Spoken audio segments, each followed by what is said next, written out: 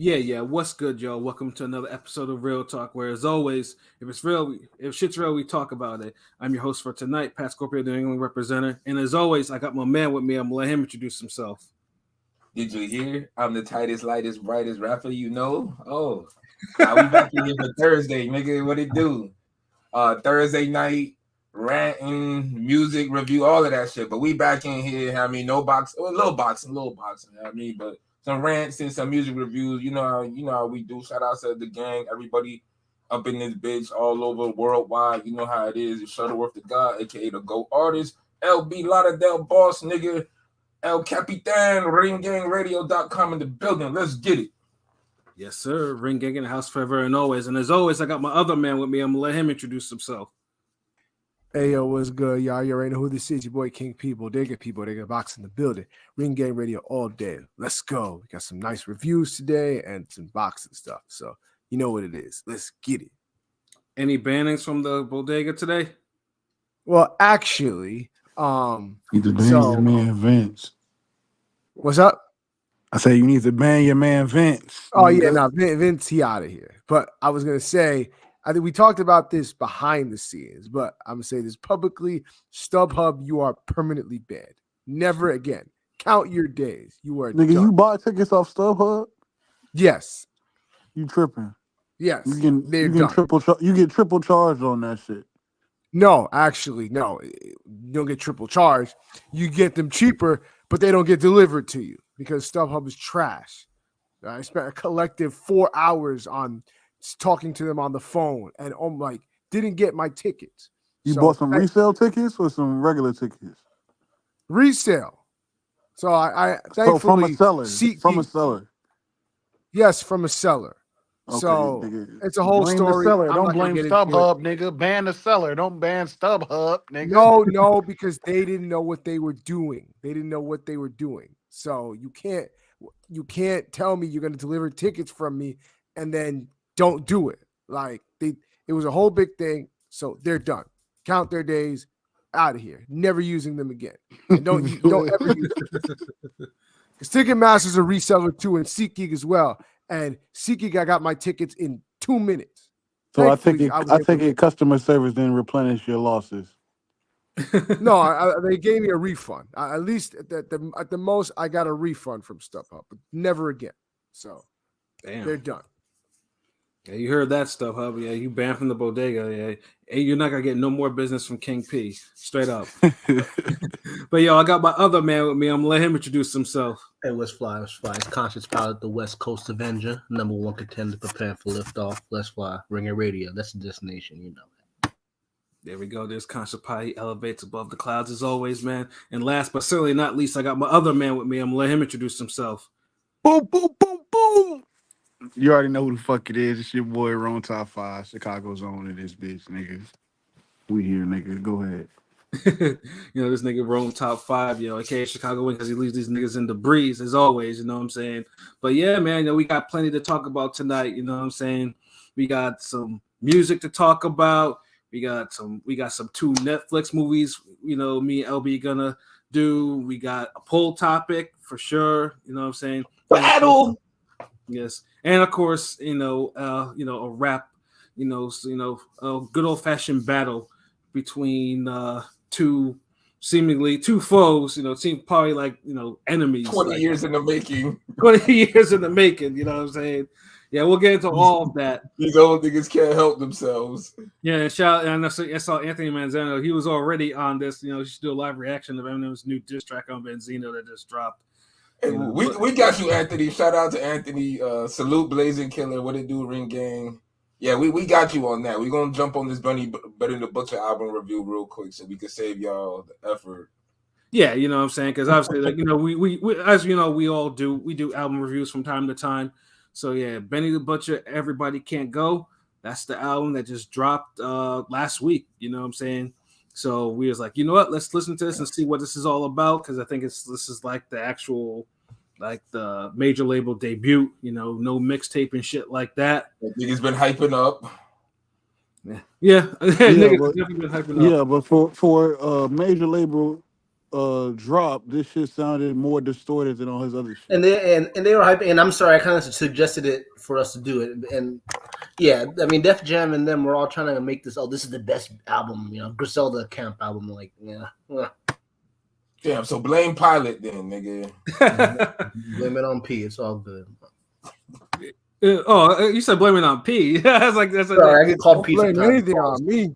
Don't blame anything on me. Blame it on P. Nigga said like, nah, nigga, don't. I know all of us got P's starting our name, nigga. Blame it on y'all P.I. gotta differentiate. Blame it on P.I. Everybody can't go, but Pilot can get out of here with that. All right, so let's get in this. We're going to do this track by track. You know what I'm saying? Yeah. Let's get to this so we can get to the more interesting shit. Like, number one, Jermaine's graduation. This shit, y'all better stop fucking playing.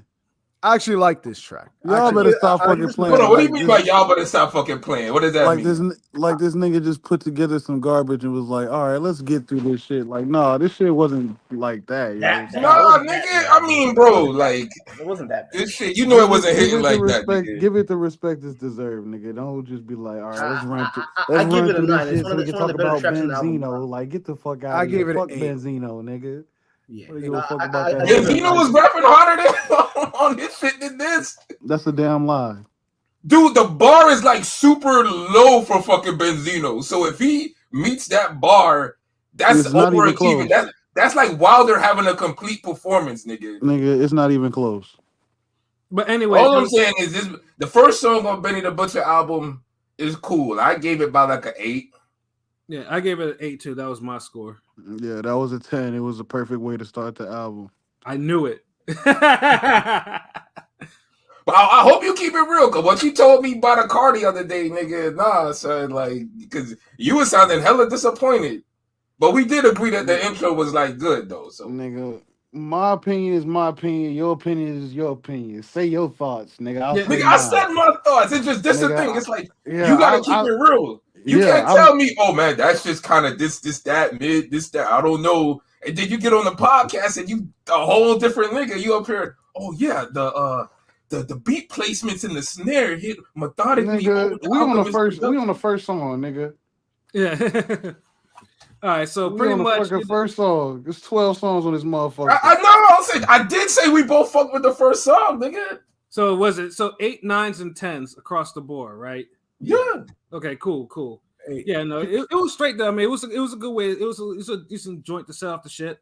You know what I'm saying? I mean, the beat was dope. Like he wasn't saying nothing that's making me like, oh shit. Like hold on. Like this is like 98 cannabis or something. Like I mean, it was cool. Yeah. 98 all right.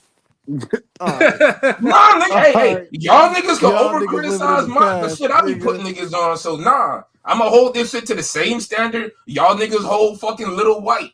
Fuck that. Let's go. I mean, I didn't say shit about no Little. You got a higher level, nigga. I mean, you gotta deliver. I didn't say no shit about Lil White though. He did. So I mean, let's go. All right, number 2. All right, number 2, Braun. Honestly, this is probably the most commercial. This was the most commercial of the album of the tracks, yo. Yo, that's just this joint's gonna be an NBA Live one day. Yeah, like seriously, it's a dope track. 2K. You mean 2K? Because Live is dead. 2K. Oh, damn, is it really 2K pretty much, now? Yeah, pretty much. Oh, I give it I think it sounds like everybody's saying it's a 7. Sounds like it's a 7. I mean, y'all didn't fuck with Braun like that. I thought it was an 8 at least. Yeah, I gave it an 8. I gave it this one an 8 too. This album got more 8s than the Kobe jersey, nigga. Like the only thing is, it was short though. That's the thing. It was kind of short. So that's why it's crazy because Braun was the only song on the album I didn't add. I didn't like that song. Really? I thought it was weak. Like for a song to be about LeBron, it didn't feel that like extravagant. Like the bars was hitting, but it's like I'll never play this shit again. I mean, like I said, it's the commercial shit. So I mean, I think it's probably the most commercial of all the tracks on the album. Really? No, Burden of Proof. It don't even sound like a commercial. If you heard the Burden of Proof album, that shit is way more commercial than anything on this. Burden of Proof was way nicer than this. I mean, if you want to be honest, way nicer. To me, way nicer, way cleaner, way more horns and shit. Like, well, I mean, that was all Hit Boy. I mean, the production. I mean, Well, let me This ask you, shit, because Bron sound like something that fell off Burden of Proof. the production was Burden and Proof was all Hit Boy. The production on here is mainly Alchemist and Hit Boy, two of the probably best producers out right now. Yeah, it's Alchemist and Hit Boy on this. They went, it's like back and forth. Yeah, it sounded too sporadic. He should have just stuck with one of them niggas. Yeah, because Burden of Proof, even though it's a little later Griselda project, to me, I think that's his best project. I mean, yeah, Hit Boy did the Bron beat, so trash. because I wouldn't shoot a basket to that song. I'm just saying. I mean, Alchemist did the first track, and also Alchemist did the third track, Big Dog of Lil Wayne. I gave that shit a 9. Yeah, that shit was a 10. Yeah, Easy. Wayne bodied it. Lil Wayne bodied that. Wayne bodied that. Shit. Anytime Benny and Wayne get together, it's automatic classic. That's a 7. That's a 9. That's a 9. King P, explain yourself, nigga. The beat. He was no, Wayne's part was great, but like Benny's just that old like just that flow he's used that doesn't work for him. And yeah, I feel like Benny the beat was just neon. Yeah. I feel like Benny so used Wayne's part was the best part. I feel like Benny used up all his good verses. I feel like Benny used up all his good bars or good verses because back in the day, Benny, even though it always sounded like he kind of rapped off paper too much, it used to be a little more. I don't know, like his bars are kind of repetitive now. It's not the same. That time and a half flow does not work for Benny. Yeah. Not everyone. I agree with King P. Like Lil Wayne is like, the first shout outs to Miss Rushley and What It Do, Rob D. We see you in here. Ain't forget about you, gang. What It Do? You thought Braun was like a 2 out of 10? Fuck. And y'all say my standards is high, but yeah, Big Dog, it's a 7 or an 8. But now I'm leaning more to a 7 because King P had a compelling argument. Beat is mid, and it's like the song don't even come alive till they get to Wayne part. So the song's a 7. Mm-hmm. All right, so good, decent scores all around, I guess. All right, fourth track, Everybody Can't Go. That's a 9. 8. I gave it an 8. I didn't like the hook that much. I really did. Yeah, it's not about the hook. It's the message of the song. It's the title. I dig that, my nigga. It's the title track. You got to listen to the story, nigga. Benny the Butcher, I did, nigga, but Benny the hook Butcher though is not a hook. If you know this nigga, he's not known for his hooks. It's like, but I'm saying though, you can make a hook go, nigga. That's the reason he's never. Everybody's hooks can't name go. A Benny the Butcher hook that goes. Name a Benny, like only one I could think of off the top of my head is Took the Money to the Plug's House.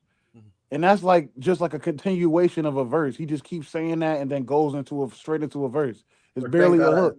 He's not really a hook nigga. That's why it's like it's verses. Hold on. I mean, if we're being honest, none of Griselda is really good when it comes to hooks. They have the most generic hooks ever. Yeah, and this was West Side. Oh God, no! Like, stop. West Side barely has. I'm gonna give it a 9. I think it's probably my favorite, maybe my favorite record on the album. So I'm gonna give it a 9. Yeah, West Side is more of a composer than a rapper. That's what I think. What the fuck? This nigga Mozart now? Like, fuck out of here. He's a composer. You Beethoven? No. Roman's right. I mean, I think when it comes to West Side, his ear for beats. He's a curator. You know what I mean? He's right. Good at He'll hear a beat with no drums on it and be like, I can use Tyler the Creator and Playboy Cardi on this, and then have like a fucking hit. The nigga's good. He's like P. Diddy for drug dealers. But and of course, that was a Hit Boy beat for track 4. Everybody Can Go, and track 5, TMVTL. That was Alchemist. Trust More Valuable Than Love. Yeah, that was the best song on the album. 10. This it was. wasn't. Yes, it was, nigga. With the 2 stories. With the 2 stories. Yeah, the storytelling was on point. That shit, and the beat switch too. Like, I mean, I gave that shit a 9 too. That shit was hard. We're talking about TMT or TMVTL. That's more valuable than love. Yeah. I'll give it an 8. It was cool. Yeah, it was boring before that point. Before the beat. You know what? That's what it is. This album's boring. Mm-hmm. And it's not just the beats. Like, the beats are cool. it's like there's no soul or passion in this nigga voice. He just rapping. Like it's nigga, he just went. How did he go from Braun and Big Dog and it's boring, nigga? That's just crazy. The nigga wasn't nowhere on Big Dog. Lil Wayne Big Dog. Those are two like hype ass songs. If those are hypes, nigga, I'm from a PD Pablo fucking nigga. You Gucci Man era, nigga. That ain't no hype ass music. It's not a PD Pablo song where niggas are getting up with whistles and shit, dancing in circles, nigga. This is but Big Dog. This shit don't even sound like a hype drug dealer song. But Big Dog is a higher BPM than the other song, nigga. Like stop. We gotta stop saying it's a higher BPM. Then don't say it's a crunk song or it's a lit. Nigga, like, what does high BPM mean? It means the song is meant to be sped up. It's fast. It's a faster song. It's a faster song, but the song got no motion. If that makes sense. No, yeah, I get it. It's a storytelling song, but yeah, you kind of say it with a little bit more enthusiasm. Like, you know, sometimes when nigga tell story, you know, they tell a little passionately. This nigga was just like, nigga, he told a story about a nigga who's fucking a CO. The CO bringing drugs in, she trying to stop. Then the nigga snitch on the CO. Then all of a sudden the story switch and he talking about a nigga on the block. That shit hard, yo. You can't. Yeah, no, the storytelling was dope. You know what I'm saying? Cool. I see where LB's coming. It's just how he delivered the story. That's what I'm saying. Like the story. I mean, personally, you know me. Like I go to the bars first, and I thought that shit was dope. You know, but yeah, just the way he was just saying it, it was just kind of like, damn, nigga, can you put a little bit more passion into this story? And that's the theme for the whole album. No matter how dope the beat is or the concept or how decent the bars are, it's just this nigga rap like he couldn't be bothered. And you know, nigga, my time is like valuable. So if you're rapping in my ear and it don't sound like you give a damn, why the fuck should I give a damn? It's just like when we watch boxing. If you're up here just going through the motions with your jab and pawing out, why the fuck should I care if the judge rob your dumb ass? Yo, that's a good fucking analogy, yo. Oh man. We ready to go to the next track? Yes, sir. Yeah, track number 6, Back Again with Snoop Dogg. This was actually my favorite joint on the album. Like this shit actually had the energy. Like 7. Yeah, but it's still a 7 though. 7 for me. 7 for me. I gave it a 9. I mean, I actually fuck with this song more than I wasn't lying when I said I would be giving out a lot of 7s. This one, Eternal 7s, nigga. Like your track wasn't dope enough to be an 8, but like it's better than a 6. I mean, everyone was snapping. Like, I mean, everyone was like had energy and it was on point. So that's why I gave it a 9. The most hyped up song is the feature with the most laid back nigga. Get the fuck out of here. Hey man, how did this even happen? Yeah, I mean, nigga. Snoop was kind of, agitated. Like that nigga was like, "Yo, fuck this boring ass album." Nigga, like, "Yo, this the real nigga shit." Like he was helping. Like I get it. It was like with Snoop would say what he said. It gave Benny like the juice to keep going type shit. It gave this track life. Honestly, it made him go harder. Like honestly, I didn't think they complimented each other all that well. To be honest, I thought. I mean, it was a weird stylistic, like. I mean, I never seen that collab coming. It was dope. I mean, Snoop has a whole history of these weird collabs, like, you know, in the last decade or so. I mean, the nigga did a track with Katy Perry. Like, he does this shit. Like, this is what he does. He's a fun-loving uncle of hip hop. Yeah, the nigga he'll show up on anybody's track. I mean, this nigga was on a fucking De La Soul album. Like, this nigga be showing up. Nigga had Martha Stewart. The nigga had a show with Martha Stewart. Come on now. Yeah, nigga, Snoop be on everybody record. Like, it's so many random verses of him floating around. But he got a song with one of the niggas who was in the car that shot Pac, son. So it's like, I don't expect nothing less from this nigga, son. Right, yeah, exactly. Him and Bun B's another one. You could even say Busta Rhymes. Like, these niggas are collab with anybody. For sure, nigga. Yeah, so yeah. So you'd be listening to like an off the wall, like a Maya album from in Japan or some shit, and you're like, Konnichiwa, Snoop Dogg, right? Go up. I'm like, damn. So it's cool. Track a 7. And it ain't really stand out to me. I like the beat. The energy was cool, but it was cool. That's it, really. Yeah. All right. Track number 7, 1 Foot In. That's a 9. I want to give this a 10. 8. I want to give this a 10. Stove God is a genius. I'm gonna give it a 10. Fuck it. I'm gonna be the. I didn't like this shit at all. I love Stove God. I need Stove God. I need Westside to. I know he's somewhat on Griselda. I need Stove God to do a whole record under Westside Guns curation. Yeah. I agree. I mean, honestly, I thought 1 Foot In was boring as fuck. Like I didn't like the shit at all. I liked it. Nah, you played. That one foot was dope. Yeah, I guess that just must be me, man. I gave that shit like a 6. Stove God ripped it too. Like all the features sounded better than Benny. Like no, Stove God ripped it. I like this verse on this. I get a song to 8. Yeah. Well, I guess it's my turn to be. It's my turn to be the odd man out. Yeah, just like, ugh, it was whatever. Like, I wasn't really fucking with it. Salute Henny God. What it do? Salute. All right, track number 8, Buffalo Kitchen Club. The Monty Caesar. She's not good. Armani Caesar's album. That shit's garbage. Armani Caesar's kind of fun. Armani Caesar's not. She looked good, but she's not a good rapper. She rambles a whole lot. Like she does the same flow. This was a waste of a feature. I give it a 5. I got a Gucci bag and a Louis cap. Yeah, she's terrible. She looked good though. But I'm gonna give it a 6. She should just be relegated to talking at the end of West Side Gun songs. Like I don't want to hear more of her. I think say like just put both them whack niggas on songs. No, I feel like she's better in her R&B bag than she is in her rapping bag. Yeah, but this is rapping. No, but she can spit a verse. Get out of here. I mean, she hit or miss for me. This one was like mostly missed, my nigga. Yeah, like. It wasn't bad, but it wasn't good either. It was just okay. Okay. And it's like it's not like she said anything that made me be like, oh, okay, shorty spitting. The flow was just average. The beat was cool. I feel like they underperformed for the beat. Rob D said, they wasted the Alchemist beat. Like, they did. Yeah, they should have put Freddie Gibbs on that shit. He would have done something. Yeah. They could have removed that track like on some real shit, yo. All right, track number 9, Pillow Talk and Slander. That's just fire. Is that the one with Jadakiss? That's the one with Kiss. That's the one with Kiss and Jadakiss and Babyface Ray. Babyface Ray, right? Yeah, I'm gonna give it an 8. Jadakiss was raspy as fuck on this. I'm gonna give it an 8. Yeah, I gave it a 7. 8. There was a nigga struggling on that fucking song. Like Babyface Ray. No, Babyface Ray was okay, but based on all y'all ratings, y'all should give this album an 8 or a 7 at least. But we'll keep going. We'll keep going. Nah.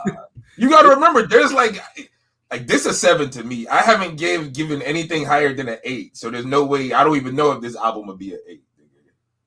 Mm-hmm. How if everything's an 8, nigga, that average is 8. Oh no! I mean, I give it a lot of 7s. So really, because I done gave it a 6 and some 7s, and the highest joint was 8. I think I maybe gave like 3 8s. Didn't you give a 9 for the fucking? Which track? 9 for what? I think the Everybody Must Go track. Everybody can't go. Yeah, everybody can't go. The title track. I thought I gave that an 8. I mean, if I gave it a 9, I thought I said an 8 though. You gave a 9 for something. You sure? 1 9. Everybody can't go. I think you gotta give it a 9. We can't rewind this, but maybe yeah. I mean, I'd have to go listen to this later, but ain't nothing really a 9 about this. Like the songs come close to me, but they just what'd you say the intro was? 8. And that was one of the best songs. Carry on. Okay. All right. Track number 10, How to Rap. Fire. That's a 9, easy. This was an 8 for me. 8. It's a real dope hip hop track. Like you trying to introduce somebody to hip hop, put on that song. Be like, yo, check this song out. Let's not go that far now. Introduce somebody to a fucking newer school. I'm not talking about Curtis Blow and history of rap and all that dumb shit. I'm not talking about the history of rap. I'm talking about like, yo, you want to see a nigga that's popping right now that's on some regular shit that's teaching you how to rap. Here, listen to this, how to rap. There's way better songs. What you gotta do? Yeah, I ain't gonna go that far, nigga. What you gotta do is way put better songs to give to from Griselda than this. Like, than the introduction. Nigga, it's like a rap anthem. It's like a rap anthem, is what I mean, nigga. I'm not talking about this is the pinnacle of verses. I mean, it's just about an 8. Like, I like he was. If he needed more tracks like this where he was kind of more right. This was another song energetic. It was another song that sounded like it fell off a burden of proof. That's why I feel like the hit boy songs should not have been on this album. I mean, that was a hit boy. That was a hit boy beat, bro. I know. That's what I'm saying. They shouldn't have been on this album because it just don't mash. It don't match with the rest of the album. It just sounds like, okay, we're gonna go on some smooth shit, then we're gonna go on some loud horn shit, then we're gonna go back to the smooth shit, then some more loud horn shit. It's like, nigga, pick a concept. I get what Rome's saying. It does, like, Alchemist has all the smooth, mellow joints, the introspective sounding like, shit. The Alchemist, Alchemist is really, comes with the Alchemist is really the Griselda sound. Hit Boy is when Benny's trying to get on his extravagant shit, but you can't really mash those like that. It don't. You could if Benny spit like the same on both. Like, Benny keeps the same vibe of the Alchemist joints. He keeps them on the Hit Boy joints. He need to spit energetic on all them shits. Right. He's spitting on at a. If I was to say energy level, whatever his spirit, his passion, he's spitting on both beats at like a 7. Like, he ain't really giving in his all. Like, compared to how Nas be spitting on them Hit Boy songs. Yeah, no. Yeah, I'm not gonna lie. Like, these verses was cool, but this was the one Benny album where I'm listening to the verses and I never got that he killing. Yeah, I never got that moment. See, now when I said that, y'all was jumping out the window like 98 cannabis. I'm gonna be honest. A lot of these beats sounded like throwaways, both from Hit Boy and. That's why I said it fell off. Very throwaway. It sounded like it fell off, and they didn't even mix this shit all the way. It's like his voice was smothered under the beat. Nigga rap like they was throwaways. Them verses were throwaways, nigga. These are like the beats that I would expect Alchemist to give to like Big Noid. Like, that's what we do. No. Noid would have ripped them shits though. No, and that's the sad part is Noid's energy would have ripped them, and you wouldn't even be saying this by the end of the song. Because if you go to that fucking Only the Strong album, Noid was spazzing on them fucking Alchemist beats. Fuck. Honestly, I felt like you disrespected Big Noid. Noid is so underrated. One thing about Noid though, he doesn't put out whack shit. Like, even when Mob was kind of fading, that nigga was still spitting. Like, it wasn't. Hold up. It wasn't meant to be disrespectful to Noid. It was meant to like show like because unfortunately Noid was more at the bottom of the pecking order when it came to like giving like great beats to. So like, where the fuck is this coming from? Hold on, like you heard Only the Strong, right? Yes, no, I have. You would call those weak Alchemist beats?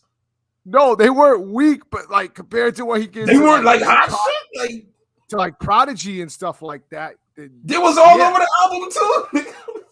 I mean, nigga. We just got to disagree on that one, bro. And I don't think he's giving Big Noid some whack shit or no. No, and here's the thing. Like, you're naming his best album with like some of the best beats he got. Some other stuff that he got that Noid got was not like to that level. But you said it in a sense like Big Noid never got it. No, he did get. How was the argument? Like, I don't get you, because the way you made it seem was like that nigga was getting leftover Neptune's Philly's Most Wanted beats, nigga. Now that's a better example of a nigga getting leftover beats. But that's like saying Group Home got leftover Primo beats. Really? No, they got too good of Primo beats. That's why the beats carried them. So, I'm saying it's like Benny the Butcher kind of just under-delivered or underperformed on this shit. I mean, it happens. I ain't gonna say he whack. Nah, he dope as fuck. He made good music. It just this time around. It just didn't hit. All right. Anyway, let's get back to this Panda Express. Yeah, we almost done. Yeah, we have 2 more tracks. Track 11, Griselda Express. This is the Panda Express of Griselda albums. This wasn't very good. I give it a 7. This was trash. Like the hook with Hold on, this song? That's the one with fucking boom boom boom ass nigga, right? I give it a 7. I give it a 7. Who else was on this? Was it just what side? This shit was. This was the most Griselda sounding song though. No, Conway was on there, and what's his name? Rick Hyde was on. Yeah, this shit was. You could have left him off. You could have left him off. Yeah. This shit was horrible. This was a horrible. I probably would have given it a. Y'all niggas is crazy. I gave it an 8 though. I probably would have given it a better grade. 7. I would have given it a better grade if Rick Hyde was What do left you off. mean this shit is horrible? Nigga, don't talk over Pete when he's talking, nigga. Damn. God damn. I ain't hear the nigga. Yeah, you put it to some people. They say I should have. What do you? No, it's fine. It's fine. I just said I probably would have given it a higher grade if Rick Hyde was left off this joint because he did not need to be there. His verse was trash. Honestly, Conway's verse was the best verse of all of them. The rest were like, whatever. Yeah, this was a straight up 5 to me. This was horrible for a posse cut. Good. Niggas be hating on Rick Hyde. Yeah, this shit was not good. That's why. This is like they should hide him off the track. Like. Yeah, this was not good. This was just not good. Like, I fucked with it. Like it was an 8 for me. Like, it was a Griselda type of song. Like this was like the song that you expected on the album. Yeah, honestly, like, Griselda has some like that. I don't know. Griselda always has like some bad affiliates that I just do not care for. I don't care for Rick Hyde. Like, you fuck with Stove God? Stove God is cool. Yeah, Stove God, and I think I don't know if Rob wants to confirm, but Boldy James is probably Boldy's nice. Boldy's nice. I'm saying Boldy's kind of a Griselda. Boldy's not Griselda. Boldy's He's not Griselda. He kind of is. He's like affiliated, but yeah, he's not Griselda. One of those niggas like he's like. What about 38 Special? He's cool. Yeah, he's cool. I know Rob's not a fan. But he has some sick verses. 38 Special has some sick verses, but 38 Special is one of the coldest. The coldest lyricists I don't really consider him. I don't really consider him like an affiliate. Like he's got his own thing, and then sometimes they collab. But I'm talking guys like that are like almost basically like down with Griselda. Yeah, they in the squad. Like they're kind of like Dolgers. And that's like that. Rick Hyde is raw, but they be doing him dirty. I remember when they went on that London nigga that be screaming when niggas be freestyling. You know what I'm talking about? Tim Westwood. Be like, oh, it's a volcano. Boom. Tim Westwood. You're talking about Tim Westwood? No, not Tim Westwood. The fat white nigga. Oh, the fake DJ Khaled looking dude. Yeah. I forgot. It's crazy. They all went on there to freestyle, and tell me why these niggas cut off his fucking freestyle and posted all the other 3 niggas. They cut off Rick Hyde shit, and I know he killed it. Damn. But they just wanted the views, and they was like, yo, fuck Rick Hyde. We just gonna keep the regular Griselda niggas. But I know he killed it. Rick Hyde can spit. Shout out Rick Hyde. All right, and we got one left. One more. Nobody really fucked with that last song. Maybe like 2 people. Nigga, you gave it an 8. No. What? Yeah. You talking about the Griselda Express one? Yeah. No, I hated it. I mean, that's why I said 2 people. Like I didn't hear nobody else like Pilot? Pilot, what'd you say for that track? Pilot. That nigga on a plane. Earth to Pilot. Wait, which record? The one we just talked about. Griselda Express. Oh, the Griselda Express. No, I said it. I gave it a 7. I give it a 7. I wasn't a huge fan of it. And Pat gave it a 5, 7, 8. Yeah. And what you gave it wrong? 8. 8. Oh, okay. It was a classic Griselda track. Like that shit fits right into my playlist with the rest of the Griselda songs I got. Fits right in. We'll let that shit play. Rob D, you are definitely in the minority because I really didn't really like that last song. The last one? Big Timers. That shit sounded like straight up rambling. That shit was like, nah. I mean, like I like Peasy, but this was not it. Yeah, that's just a 6. So what y'all think the problem is? You think Def Jam took a hold of this and took too much control, or Benny just? Hell, there was no control, nigga. Shit. I wish somebody would have took control. I gave this a 5. That last song. I don't know. Yeah, I'll give it a 7. I'll give it a 7. I wasn't mad. So the whole album, I give it a 7. But that last, no, let's rate this shit without giving it a 7. Just give it a 6 or give it an 8, nigga. What the fuck? I ain't Kevin Samuels too, nigga. What type of Kevin Samuels thing are we doing here? What is Yo, what is it? Damn sure ain't no 8, nigga. Yeah, because 7 is just like saying, whatever, I don't really want to vote type shit. No, I can tell you. Is the shit mid? You'll never pick it up again, or is it decent enough to listen to it? This is not one of those cases where I'm using 7 because I don't want to give it a 7 is what it fit. It fits in the 7 box. Think about it. Okay, to put it in context, if y'all remember when we reviewed that Dave East album and we all gave it a 6, this album is better than that. That's how I can see niggas saying it's a 7. Yeah. I mean, if you get what I'm coming from, right? And we're not using decimals, right? Yeah, no decimals. What the fuck? I mean, this album overall is not higher than a 7. Like it's not a really. I mean, it's a mixtape quality album that's supposed to be a major album. Like, yo, I'm gonna jump out the window. Even though I gave a bunch of 9s and 8s. This album is a 6, and it's a disappointment as a Benny the Butcher. But how would you give it a final grade of 6 when you gave a bunch of 8s and 9s? What? You give it a 10 as well? Hey, you gave it because a 10. Look, just because I like 4 songs, nigga, doesn't make this a great project and something I've been waiting on. I don't think what. And you was grilling everybody the whole time, nigga. Like, yeah. But if it is like a 6, Rob is right. It is like a 6 or a 7 tops. Like, look, as individual songs, it got songs that can fit in my Benny the Butcher playlist, into my Griselda playlist, and it'll just be like a regular song, like whatever. But as that's most project. I mean, that's most. As a total project, this is not one of the many. But this is probably last on the list of projects I'm gonna go to and be like, let me play a couple songs off of this. No, this ain't touching the Plugs I Met 1 or Tana Talk. None of that. Or Burden Tana Talk 3. You know? None of that. Burden of Proof. It's not even really a 7 because nigga. I'd rather listen. It really is a 6 then.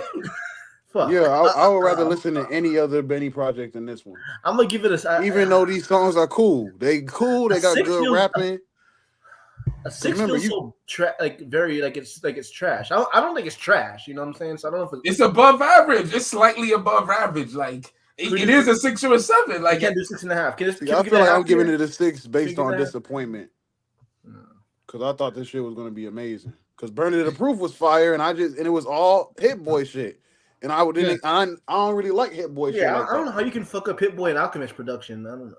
I mean, I fuck with both. When you spitting like you don't give a damn, you can. Yeah, because Benny Butcher is the type, he has to be carried by production, and he has to do his best not to fuck it up when he's actually doing decent production. He don't have to be carried by production. Carried by production is jumping out the window, nigga. Yeah. Yeah, I agree. Rap on script beats. I'll give it a strong 6. They rap on fucking like screaming samples. Like, stop, yo. They don't rap on shit. They just hear a little knock and start spitting. Them niggas are real spitters. You don't do that shit over an album. Production. You can't rap on a rock march and talk about production, nigga. Yeah, no, I mean this is a strong 6. Like, this is what it is. It's just like, yeah, I mean it's the final score? It's mid, yeah, 6. All right, fuck it. I give it a 6 too. Fuck it. I'll try to hold out, but like this one of those, one day it's a 6, one day it's a 7. It never moves. The nigga was spitting like a 7 on Alchemist.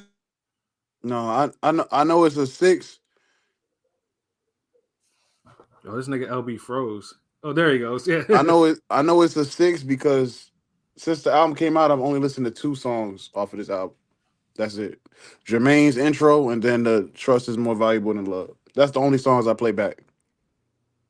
I gotta let everything go, and I agree with you.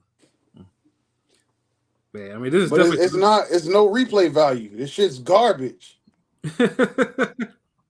And this the nigga was grilling everybody the most, and now you just Yo, this nigga Rome has some. Like you the only nigga who can be grilling these niggas. Like everybody else got to be super respectful.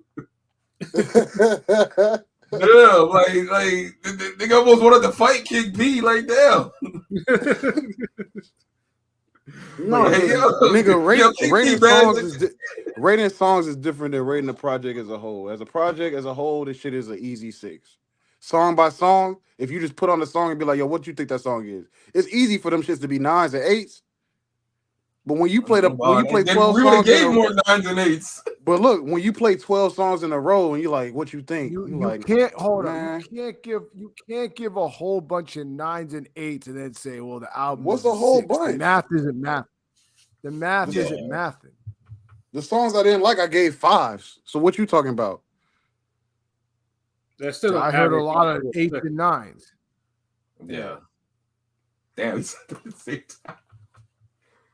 Yeah, I know Marquise says, shout out Marquise. That Benny album is a Stay Busy mixtape. Yeah, it was mixtape quality. Like, nothing about this shit. It wasn't mixed well. The shit was just it was just like there. And considering who was producing the beats on there, the album needed a Jeff Jam A&R to kind of steer the project. Because I think it was just too much in their camp rather than someone from air to go, okay, no, we can't. Not even seeing Nostradamus. I feel like, honestly, Griselda, I feel like Griselda did have their run, quote unquote run, as like the fake, backpack locks sort of. And I'm not comparing them to locks. I'm just saying, like, they had their run, but I feel like they peaked. I mean, just be honest, Griselda kind of peaked. 2021 was pretty much it for them. That's when they was just dropping mixtape after mixtape after mixtape. But they peaked. They peaked. Niggas kept saying their name and nobody knew who they was. It's like, yo, you heard Griselda? Like, who? Yeah. That's when they buzzed. But they hit that peak. Now nobody's really saying their names. You know what I'm saying? I feel like that shady shit kind of fucked them up. The little shady deal. That, that helped them kind of blow up more though. But. Because it fell through. Benzino talked about it. Benzino did talk about them on the record. It fell through. That's why they never put out an album. I don't think they put out an album under Shady. I thought they had at least one album. I think Conway did or something like that. It's a fake backpack locks. Oh shit! Fake backpack locks. But I feel like their projects got worse as they spread apart. Like they're too solo now. Like they were better together than they are solo. Yeah, no cohesiveness now. Like Benny's a good rapper, but I like them together. I like when West Side's doing a hook, Conway goes off for 10 minutes, and then Benny comes in and cleans up. Like that's their thing. Yeah, I wish like when they had their in their quote unquote prime, I wish West Side would have just executive produced Conway and Benny, like a 8 to 10 track, just them two, you know what I'm saying? Yeah. King P are no better than any King P are no better than anybody, nigga. Do niggas play Griselda up there, or are they still on the 5-year-old and shit wave? I mean Buffalo niggas. There are people that fuck with Griselda, but is it like bumping through the stereos when you in the streets and shit? Not really. That's crazy. Yeah, we hear more sexy red down here than y'all hear. Hold on. I just saw that comment. I'm about to ban you from here, Karma. I am not from Buffalo. Get the fuck out of here. Right. That's what I'm saying. Because I was like, hey, like this some Buffalo niggas. How he supposed to know? Like, yeah, but exactly. I guess it's New York, right? New York is united in a way. No. Like niggas from New York City do not claim niggas from Buffalo. They might as well be from Canada. Pete don't even like driving to upstate New York. Like when we go pick up fights from there. Like I always go to upstate New York. This nigga don't like going to upstate New York. He don't like going up. So they're isolated from New York niggas. Anything past Albany is basically a no-go for me. I do not want to be up there. I'm good. Yeah, I have to do those trips. So it's like, damn. If there was ever a card in Buffalo, I would be like, you could take that, Pat. I am not going. Yeah. What if it's your favorite fighters? Like the matchup you've been looking for it all year. You would still want to do it? Then it wouldn't be in Buffalo. No, nigga, hypothetically, nigga, goddamn. So you would rather go to a Jets game than a Buffalo Bills game? I'm a Jets fan, nigga. So of course I would rather go to a Jets game than a Buffalo. That's a bad question. What the hell? Yo, I've been to Buffalo before. Like Buffalo is a depressing ass city. Like worst city I've ever been to. Worst. That's the absolute worst. In what way? I thought it was a coke capital, the way y'all niggas in these Griselda songs be. In what way? It's a city full of poor people with nothing to do, very racist, just very poor. And did I mention very poor? Florida, nigga. What's the size? What's the size of Buffalo? Is it a small city? It's small. James like, I watched a documentary. Ain't Rick James kind of from Buffalo? Rest in peace. I think. Yes, the only good thing to come from Buffalo is Rick James, and Griselda. What about buffalo wings? That's not y'all. I don't think buffalo wings actually come from actual buffaloes. And then Marquis said King Creed described half the U.S. That's what I'm saying. It's like, dude, like Central Florida is like basically what he described. You're just throwing fucking some goddamn theme parks, nigga. Yeah, it's a very depressing city with nothing to do, and it's poor. Yeah, it is poor up there. Like I feel like if you go to Buffalo, and it's cold, all you hear is boom, boom, boom, boom, boom. That's crazy. And it's cold, and it snows too much, and it's cold, and it's poor. I mean, I'm sure nigga, every state got a summer, nigga. Stop. Nigga, you go to upstate New York and you say that shit, nigga. Like, nigga, them niggas got July just like the rest of us. Listen, if I'm going to Buffalo, I might as well just. If I'm going to Buffalo, I might as well go to Toronto because Toronto's right there. Why am I going to stay in Buffalo when I can go to Toronto? Right. Yeah, Buffalo. Yeah, that's what. Only on the Collie is July forever though. So yeah, I mean that's why them niggas in Buffalo. That's why they get excited about putting each other through fucking tables like the Dudley Boys. There ain't nothing going on up there in Buffalo, nigga. Like, see, the Bills need to win to get them niggas up. No, the Bills do not need to win. Fuck the Bills. That'll help them niggas if up. the Bills ever win, that city will fucking burn, nigga.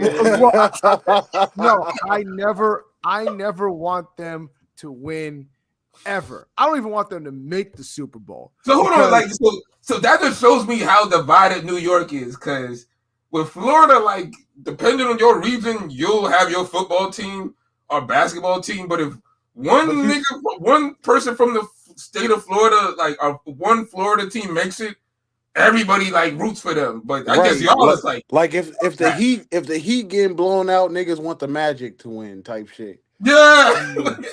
When the fucking Magic get blown out, niggas is like, well, we still got the Heat. Like, same thing with the whole football shit. Like, although niggas barely talk about Jacksonville, but I already know if them niggas went to the Super Bowl or some shit, I see all the goddamn jerseys around and shit. Well, I mean, I would never root for the Bills anyway because they're a rival of the Jets, so that's not happening. Right. I'm not rooting for a damn rival of my team.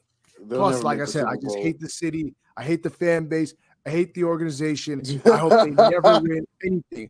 I don't even want them to make the Super Bowl because you know why? Even if they, because it's like, oh, well, you could root for them to lose in the Super Bowl. No, I don't even want them to make the Super Bowl because even if they lose, you'll have a bunch of kids from third world countries growing up thinking the Bills won a Super Bowl. God damn, like yo, there's some serious hating. Like, jeez. Yeah, that football shit. Their owner was on record saying, well, if black folks don't like how things are run, they can go to Africa and make their own football team. Nah, fuck that. Racist fuck. Yeah. So that was our Benny the Butcher album review, man. No, so yeah, like I mean, I'd say listen if you are just curious about it, if you're a whole fan, listen to it and and have your own opinions. But it seems like most of the people that were commenting, thought pretty much thinking the same way that we did. It was just mid. It was not really it. Yo, hold on, bro. Shout out to Keith Soprano because he hit me up the other day. We talked about we chat about this album the other day, and he pretty much felt the same way we all feel about it. Like it lacked that and like he was just going through the motions. So yeah, that's the general vibe. So salute my Jersey nigga, Tunnel Gang, Keith Soprano. Salute. So yeah, man. So let's get to the more interesting part of the music that's been going on too. That's been going on. Of course, the latest chapter in the Benzino and Eminem feud. For those who, of course, who are under the rock and don't know why are Benzino and Eminem feuding and who's a Benzino. I have no idea why the fuck these niggas are into it. Well, I mean, the history goes back to like 2002 after M dropped Eminem show. and the source I think gave it like 4 mics or some shit like that, and M wasn't really happy about that because he considered that like his best album to date. That shit is about 4 mics. What the fuck he wanted? That shit was. It might be his best album. Really, I mean, it might be. Yeah, and I thought that was the Marshall Mathers LP, but okay. No, I mean like that one, or either of his first 2 or Eminem. Has this nigga ever made anything more than fucking 4 mics? The Eminem Show is his best album, but whatever. Yeah, I mean, it doesn't have all of the silly shit in there except for the single. Really, it has probably the shit was dope, but then it fell off a cliff after that one. But that was the end of it. Yeah, but M thought that should have been 5 mics, and he kind of complained about it, and Benzino wouldn't give him the 5 mics. So Eminem dissed Benzino first, and then now let's be honest, that's a bullshit ass reason to diss a nigga. That is, yeah, no, definitely. I mean, it literally was like, hold on, like, and I ain't gonna lie. I deserve 5 mics. I ain't met a nigga who I haven't met anybody in real life who felt like Eminem dropped something that's 5 mic worth. Like that's and he's dope, legend, all that shit. I'm just saying. And I'm saying yesterday or the other day when all this shit dropped, I heard Benzino this. I didn't really even realize there was and maybe on Twitter when you search up Benzino's name and shit, I saw some shit I didn't want to see and it pissed me off a little bit. And I was like, what the fuck? I'm just saying, like, it's Eminem just Benzino first, and then Benzino dug up the old racist tapes of M, that he recorded after his black girlfriend dissed him or whatever the fuck. And that was before internet. That was before internet days, so it was hard to that wasn't like the days where you could just simply find it on YouTube. What the fuck did Eminem say? Something about big booty black girls. That's that nigger shit. Basically, Eminem, what? Hold on. Send me the link. I can tell you. So in one song, it called "Foolish Pride," Eminem made basically a song saying that black women just want you for your money and yada yada, and black women are gold diggers, yada. And then tried to basically say because he had a black girlfriend that left him for some black guys. He was mad about it, and he wrote a diss about black women. Yeah, and he said the N word. He had basically he had white. No, that was a different one. That was a different one. That was a different song. That freestyle, he was just like, I don't like all that nigga shit. I'm just here to make a bigger hit. Yeah, that's it. That was like, and Miss Rashid's right. Back then, Benzino was maybe still was an easy target. So yeah, he did get dissed a lot back then. I remember that. Yeah, because Benzino was whack. Like, I mean, Benzino, because he had Almighty RSO. He had that one. What was that one song he had? That one record? It was kind of popular. Well, no, the best shit he was ever associated with was Tommy's Theme. Like, Tommy's Theme was probably the best shit that nigga was actually. No, but he had a song that was. And then the shit with Mobb Deep, and then that shit with Faith Evans. That's the thing. Benny's like I'm about to call this nigga Benny. Benzino's one of those niggas who's whack. Although I've heard way worse, especially with all these new niggas around now. Like, I mean, I say this. I mean, I've seen Benzino live. He's not the worst live performer I've ever seen. He found himself on more than enough dope tracks than necessary for somebody so whack. Like, this nigga, he'll just end up in somebody's dope cipher or session. Like, I don't know, but yeah, I guess money and notoriety to do that. Yeah, and then once that, I mean, and because back then, M was like almost untouchable. So when that racist shit came out, a lot of rappers started looking kind of funny in the light, kind of like, oh wow, do we support him? Do we do this? Do we do that? And the thing, you had niggas caping for him too, just like you have now. And then M dropped 2 more diss tracks on him, like, and he did body Benzino on those tracks too. No, he bodied him and he dug him up again and bodied him. To me, Nail in the Coffin might be a top. To me, it's a top 10 diss track ever. Nail in the Coffin was kind of crazy when it came out. Yeah. Nobody wants to hear their grandfather rap. Yeah, that was hard. And Anthony, Nail in the Coffin was crazy. That's true. My memory's kind of fuzzy because I know, Eminem just Ja Rule because of Haley. Was it? I think maybe Benzino too. I think Benzino probably threw a shot about Haley in there, but I thought it was. I these niggas do, but yo, bro, like that's a battle, Like, nigga, your daughter ain't off limits, nigga. Who the fuck are you? Yeah, no, and I mean, considering what M was rapping about back then, I know there was no off limit shit. Like, Yeah, so like I don't want to hear this bullshit about he talked about his daughter. Nigga, shut the fuck up. Nigga, just battle.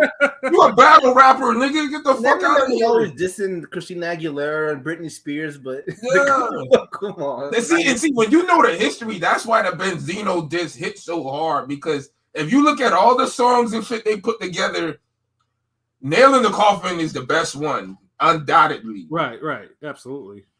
But this rap Elvis is like number 2. Like it got some bars. And the he really was fucking going at Eminem, son. And the funny thing is too is like Benzino would have never put that out there, but M threw shots at him again. Like and then M kind of referenced a couple of motel incidents, which we won't get into, but Benzino was not happy about that shit. So yeah, you got Rap Elvis, and you got Benzino.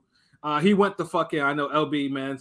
I know you want to talk about highlight some bars for us, bro. Like, I mean, just the shitty. Speaking of how we talk about the whole battle rap, this nigga was like, "You support battle rap, but why you don't support the battle cats?" Like, even Drake is at the battle rap. Yeah, I was like, I mean, he got a point, nigga. Why didn't you go to a Nipsey funeral? You so hip hop.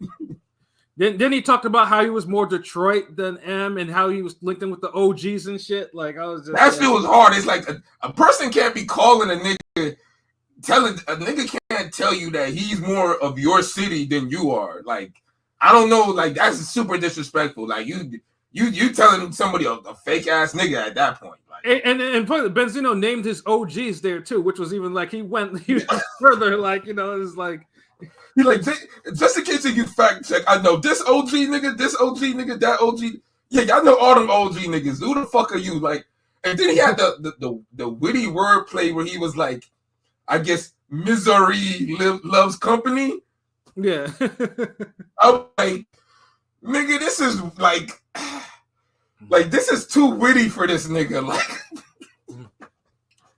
yeah. I know he had some help. I seen a little IG video where Benzino was like, "Nah, I wrote it," and it's like, I get it, I feel him because there are some parts that only he would know and to say, and it's not like blowing away crazy punchlines. It's not out of this world for him to write this, especially if. It looked like he's been going through some shit. Right. So he just needed something to focus on it and put 20 years of beef.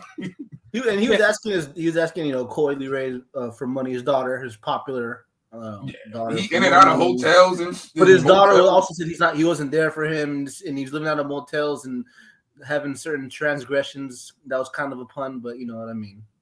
Yeah, and then Benzino then talked about the fact that that he couldn't pop off any of the shady artists like that he signed, and and I was just like, God damn, like where's this nigga? Where that? Yeah, where's Obi Trice? And, it reminded me of Cam when he was telling Jay, he was like, yo, where's Source Money at? I mean, they mentioned Crooked Eye, Yellow Wolf, like all them niggas, like I was like, God damn. And it's like, and he some more shit he got off his chest. Like, there's a whole bunch of shit, It's just like, talk about Pace One. I was like, Pace One. That's a name you haven't heard in a minute. Young Z, all the niggas like this is like them Outsiders. Outsiders, man. Shout out to the Outsiders show. It's a shame that their album was shelved. The shit with Lauren and shit like that, because that shit. I had the leak album with that shit. That shit was dope as fuck. They got one of them joints on YouTube. Like they got some. They're like scattered. Yeah. They say Ghost. Yeah, they got some dope music. I have a weird. I read YouTube comments. People are saying, that Benzino got that shit ghost written and all that shit. I don't doubt it because, like I said, because it's possible. Because Benzino doesn't have a history. Like LB said, that nigga just finds himself in some songs where shit is going off. You know what I'm saying? Yeah. Think about it. Look, out of all these years, you could probably say this is the best solo Benzino song ever. Probably. And you wouldn't be jumping out the window, though. Think about it. How many dope or average or decent Benzino solo songs have you ever heard? Shit, some of the wackest shit I've heard. Like I still remember that fucking Booty song I hated that shit. They used to play that on the fucking radio in the club so fucking much. Seriously, yo, I was like, I was like, yo, like DJ, like, yo, switch that shit, bro. Like it was like that shit was so trash. Like, ugh. They'll sneak it in with the mixes because it used to get reactions from chicks though. Yeah. Oh, see, the song I was thinking about was "Rock the Party." That was like his single, his mainstream single, "Rock the Party." Oh, I almost forgot about that bullshit too. Yeah. I don't know. Booty seemed like it was more popular, but maybe because of the video. That was the Mr. when everyone would be sounding like Mr. Cheeks Lights Camera Action era songs. Yo, that's actually a good fucking analogy. Yo, that's that's facts, yo. And then Marquise, yo, shout out to Mr. Cheeks, man, Lost Boys, yo. R.I.P. Freaky Top. Yo, Marquise said Benzino found Chat GPT. What? Yo, he's like, yo, how do you like this? A rap legend. Yeah. Need more information. This a Caucasian rap legend. Need more. This a racist Caucasian rap legend that's not popping anymore. Okay. But yeah, no. But I mean, in terms of like Benzino's best songs, like I said, I mean, it's still that shit he did with Almighty RSO with Mobb Deep. Yo, that was probably one of the hardest shits I ever heard. Though that shit was dope. You know, but but like I said, that's when he's with people. Like on the solo shit, all that shit was just like, and of course this nigga would give himself five mics for that shit. I remember that nigga. Yeah, he was hype like because I seen what Miss Rashid said. I seen in there with the Benzino was giving all the honors reviews. Like he low key he was, but he wasn't. It's about your own shit, right?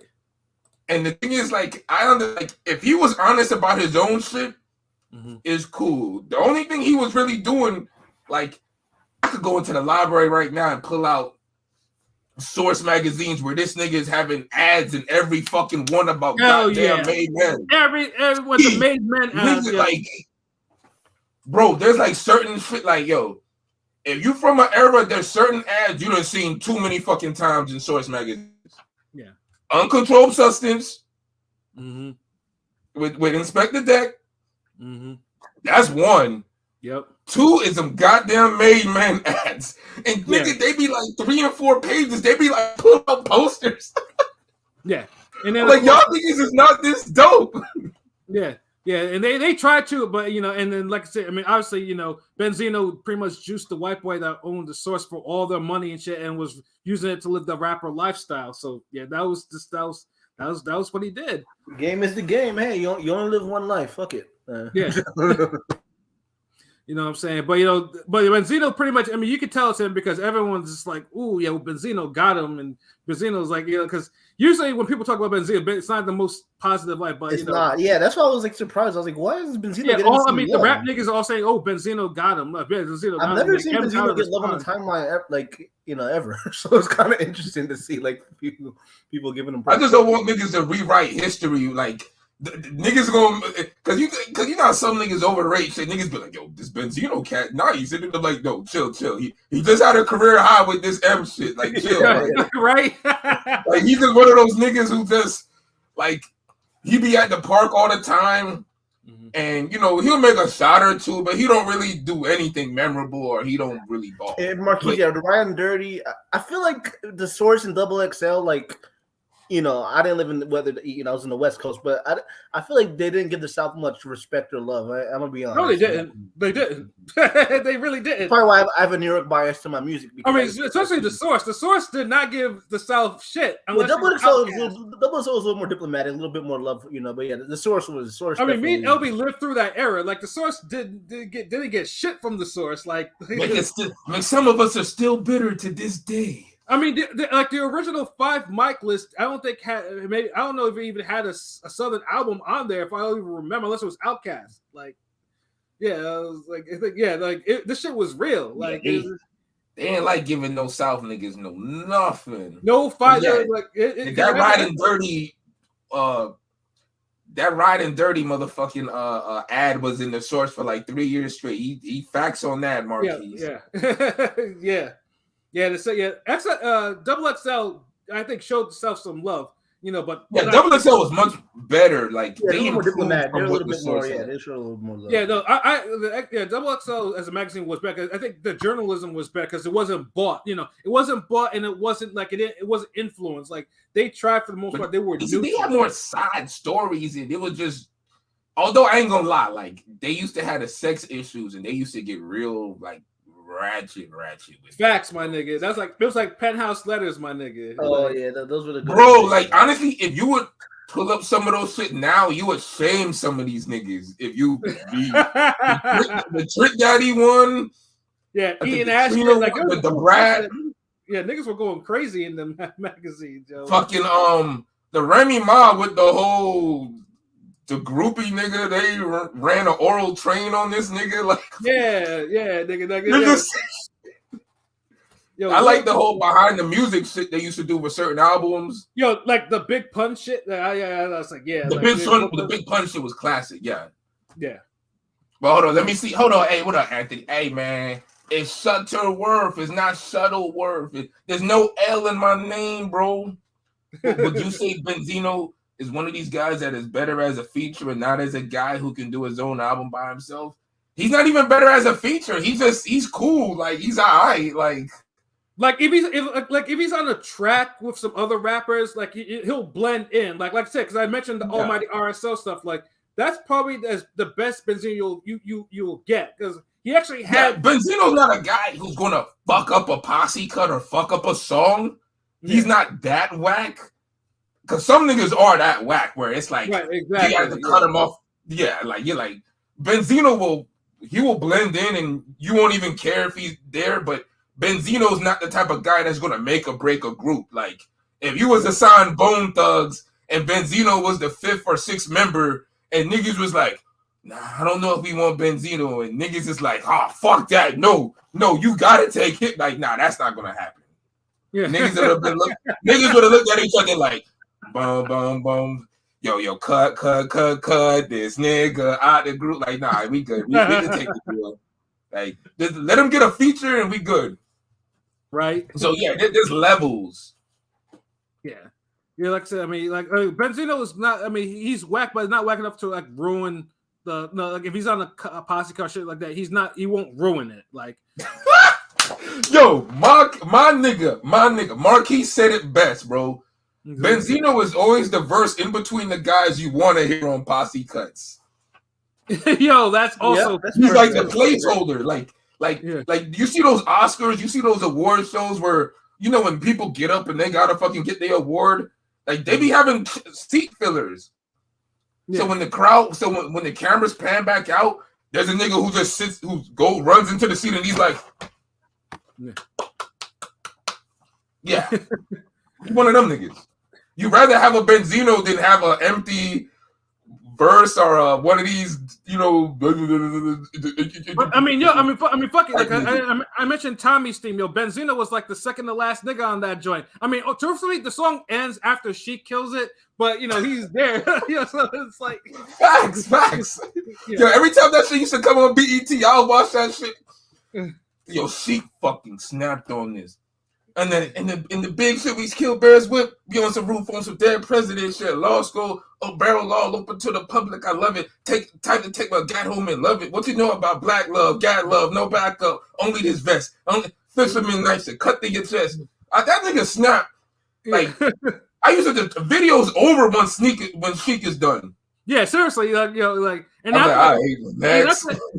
Yeah, it's funny too. And after that's it's the Made Men, because it's funny too. It's the Locks were like the first, and then the Made Men were like they were like it was like the half. But they weren't whack per se, but she killed it so much. It's like ugh, But because Styles and Jadakiss set it off with the back and forth. The back and forth shit. Yeah, like they killed it. Like you was already like okay, like I.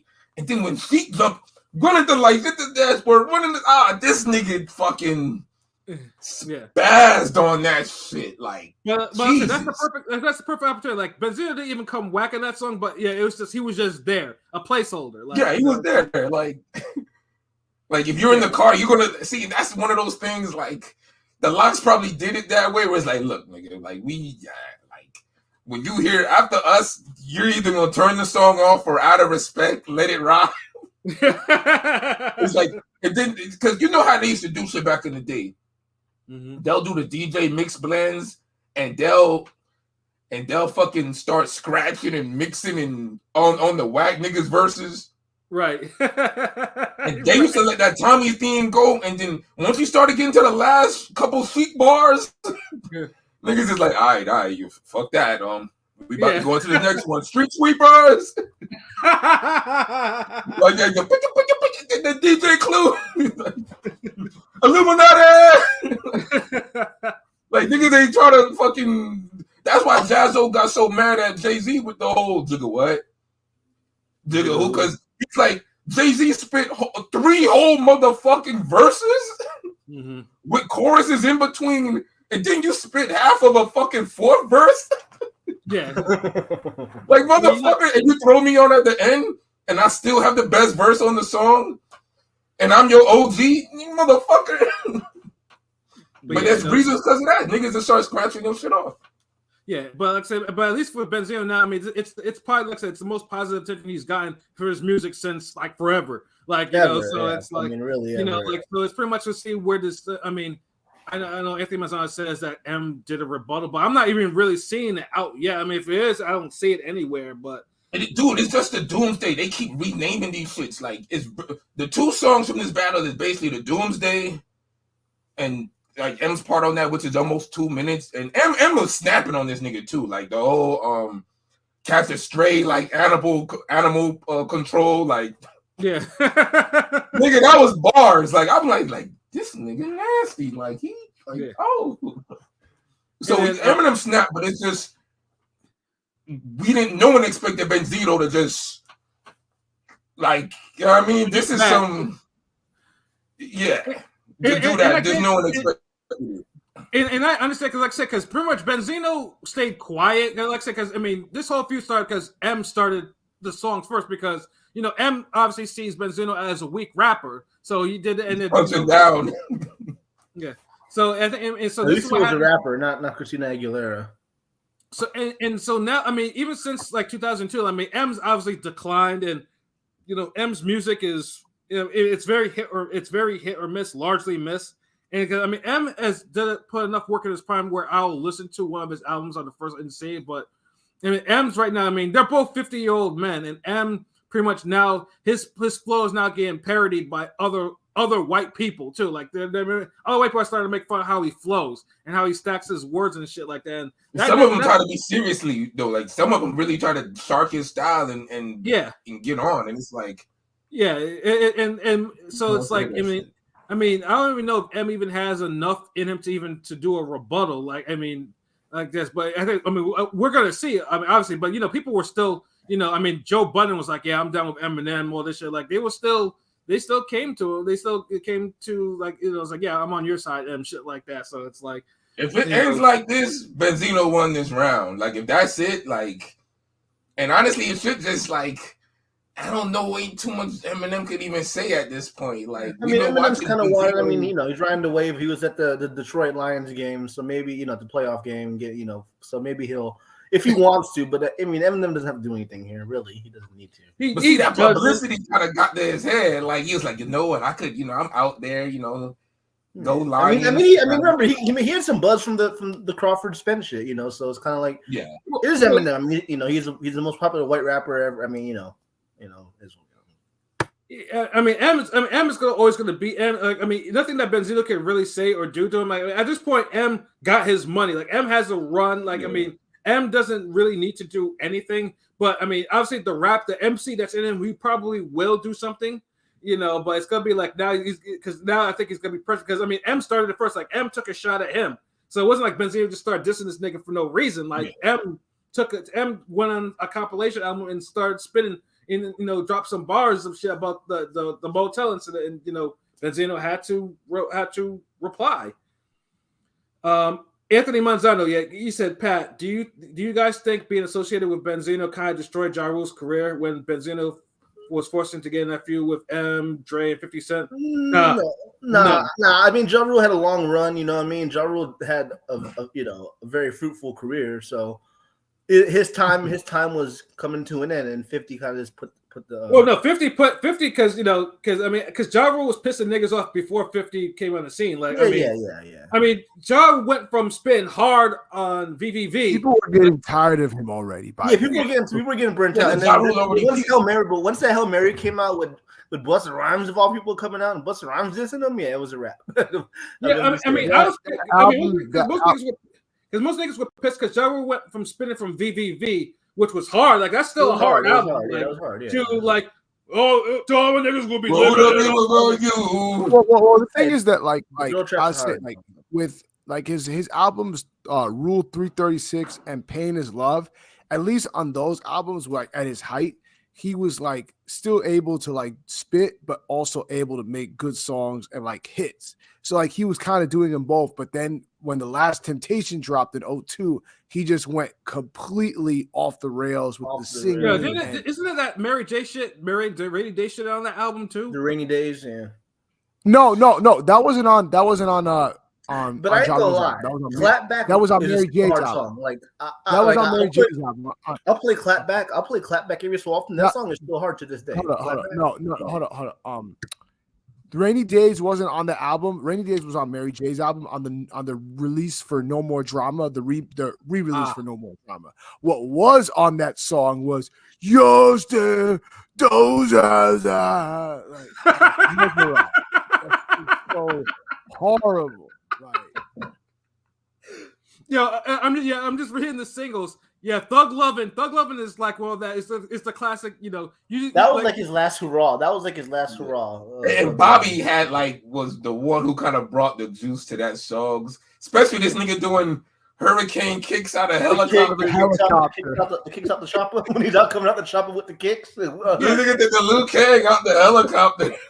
That and then doing that little pop locking while he was talking on the phone. Nigga doing a little pop lock move. Yeah. Hold on. Wait. Let me check this old comment. I see hey, what that dude, Deontay Jones? What's up, gang? Hope all is well. Birthday was yesterday, 9/7 in the house. It's raining out here in the AZ, which is whack. All right, so happy birthday, Deontay Jones. What it do? Happy Ring Gang birthday. Hope you belated birthday. Hope you enjoyed yesterday. Yeah, the rain is trash, nigga, but you'll be all right. Yeah, and then Anthony Slaughterhouse. I mean, I like Slaughterhouse too, but seriously, when they drop, that album ruined it for them niggas. Yeah. I mean, me and P are the Joe Budden fans out of this group, so I'm not sure how P felt about Slaughterhouse. They were all right. They were cool. Yeah, I like the first album. After that, the first album was good. The first album was good. Yeah. Yeah, because the type of rapping they were doing, I don't know, because Aftermath, you have to have some sort of gimmick in order to sell, Yeah, that was just like it just felt forced. I don't know, they all could rap, but it just felt. Forced. They had buzz when they did the BET Cypher shit, they were spitting. But then after that, it was just like the album was just they had no chemistry, that's what it was. No offense, four of those niggas really couldn't put a lot of great songs together, popular to the masses songs, so. They was cool. They tried to get commercial. That's what killed them niggas. Yeah, the commercial songs were ass water. Crooked Eye, Royce, they couldn't put any of that shit together. That's why the first album was dope because it just kind of left them in their element. The problem is it was never going to work once they signed and blew up because the whole gimmick for Slaughterhouse was they were the rejects, the label, the four guys that the labels rejected, and they came together to push back. So it's like once you get signed and now you're on a major label, you kind of you lost the goal, you lost the plot. And back then it was they rapped they lost. You had to fake like you were in the indies because niggas like Wiz Khalifa would sign to big labels, but they would act like they were still unsigned unsigned hype type shit. They did that whole grassroots campaign as a marketing ploy, because everybody likes the whole underdog shit, but it's all you niggas can't be underdogs with this type of motion. We know y'all niggas is on the back end. You having crazy. Everybody can have a drug dealer uncle financing y'all careers. Yeah, right. Get the fuck. So I get it, but yeah, man. And that's why Benzino mentioned the whole thing, M's lack of, because like I said, M never popped off anybody. Oh, D12 is probably the closest he's close to actually popping off anybody that's associated with him. You know, I'll give you Obi Trice. Yeah, I mean Obi Trice too, but you know, and then that's about it. Like, yeah, I mean, yeah, because I think both D12 and Obi Trice were like one album wonders, pretty much. And they both got 2 albums. Yeah, and they both got 2 albums. Yeah, which is the wild shit too. To say that they both got 2 albums out of that. So, but only these niggas only have motion for one. Do you feel DMX got overshadowed? Nah, hell nah. Hell nah. Nah, DMX was in movies and stuff. I mean, I feel like musically his run was a little short. I mean, like relatively speaking, but nah, he wasn't overshadowed. I don't think his run was short. DMX had a pretty lengthy run. Yeah, that shit was almost 5 years. Yeah, 5 years was about right. How the hell is that? How the hell is his run short? No. Okay, I'm not short, but I'm just saying, like, I don't know. To me, after his first 2 albums, he kind of transitioned to movies and shit. How did he get overshadowed? Like I don't think overshadowed. I didn't think overshadowed. No, the first time, that nigga got bigger after those 2. The second album was like what it was, but the third and fourth album that nigga was still like because X didn't really. You had to get to like what 2006 or some shit. Yeah. That's true. It's like I knew it was over like when he was on 106 in Park, and I think the whole "You Can't Ban the Snowman" was out, and Jeezy had the big movement, and this nigga was like, am I wrong? I feel like "Who We Be" was his last popular record. "Who We Be," no, or am I tripping? Is my timeline's wrong? I feel like "Who We Be" was his last. No. No, get it on the floor. Where the hood at? Yeah. People manic. That was after "Who We Be." Yeah, and X gonna give it to you. Like those came after. Really? Damn. Okay. Nigga, your timing is out. No wonder you thought this nigga fell off quick. Yeah, no, yeah. This nigga's like, yes, Snoop Dogg only had a 2 album run. Like, I just remember Dogfather. Like, you know, but yeah, no, yeah. M and Benzino. I mean, we'll see. I mean, obviously, they're 2 50-year-old men. Like, personally, I think right now, I think they just need to get into a boxing ring and just put on some gloves, nigga, and they just need to slug it out. Like, seriously, like, you know. Yeah. I mean, Benzino was pretty much saying like, "Yo, let's fight," you know, and you know, M's box. He called him and Royce out. Yeah, he said y'all niggas should both get in the same hands. You know, Eminem used to train with Manny Stewart and shit, so I don't know. I'm just saying, Eminem did you know, you see him in the gym with Manny Stewart sometimes, so yeah. It'd be nice to see that. But the thing with M, I mean, even now, I mean, Benzino may not be what it used to be, but you know, Benzino is affiliate. Like Benzino's name still rings up in Boston in certain areas, like, you know, and I think M, you know, even with all the black rappers that he's associated with, you know, I think bruh still, you know, that nigga is probably still scared of confrontation from actually directly from a black man. Like, that's what I get from that dude. Like, you know, it's like, if it's not anyone in this crew, that motherfucker doesn't, you know, if it gets physical, like, nah, bro, like, you know, that motherfucker will go and hide. That's what I feel with M. Yeah, I mean, if they did that, I'm pretty sure that have to be like very neutral. People's could be jumping into that shit and whatnot. But yeah, them niggas just need to fight. Like 2 50-year-old niggas like harping on some 20-year-old shit. Just they need to bury that shit. Yeah, just get on some headgear, do a streaming. You can throw Blueface on the undercard when he get out. Mm-hmm. Make this a whole event. Get some upcoming Detroit boxers, nigga. Right. It's not M can't do it. Like M can easily do all this shit that they, you know. They got the money, resources. They could do this shit, bro. It's just, do they want to do? Because it's the thing, like the way it is right now. Even though I enjoyed both songs, you're not gonna get these niggas ain't gonna just knock it out the park again and again like that. You know, these niggas is old, like. So quit while you ahead. Go to fade route. Make that happen. But it's crazy because we started this week with a boxing. I mean with this song record whatever. Because we were talking about Megan Thee Stallion and Nicki Minaj. So you know. So if you wasn't here Monday, go back and listen to that live when we dropped that live because you know we was talking about hip hop all week. That's how busy it's been. But ain't too much to say. They just gotta fight it out at this point. But if it ends right here, it's safe to say Benzino got him on this one. Yeah, but it's cool. That's just being objective. There's no hate. You know, once again, we all know Eminem's a better rapper. It's good to see rap beef, 2024, at least, on wax. It's good to see it again, like. Yeah, because I just hope the women pay attention. Like, you see how they disrespected each other in the bars, in the song? That's how you need to do it.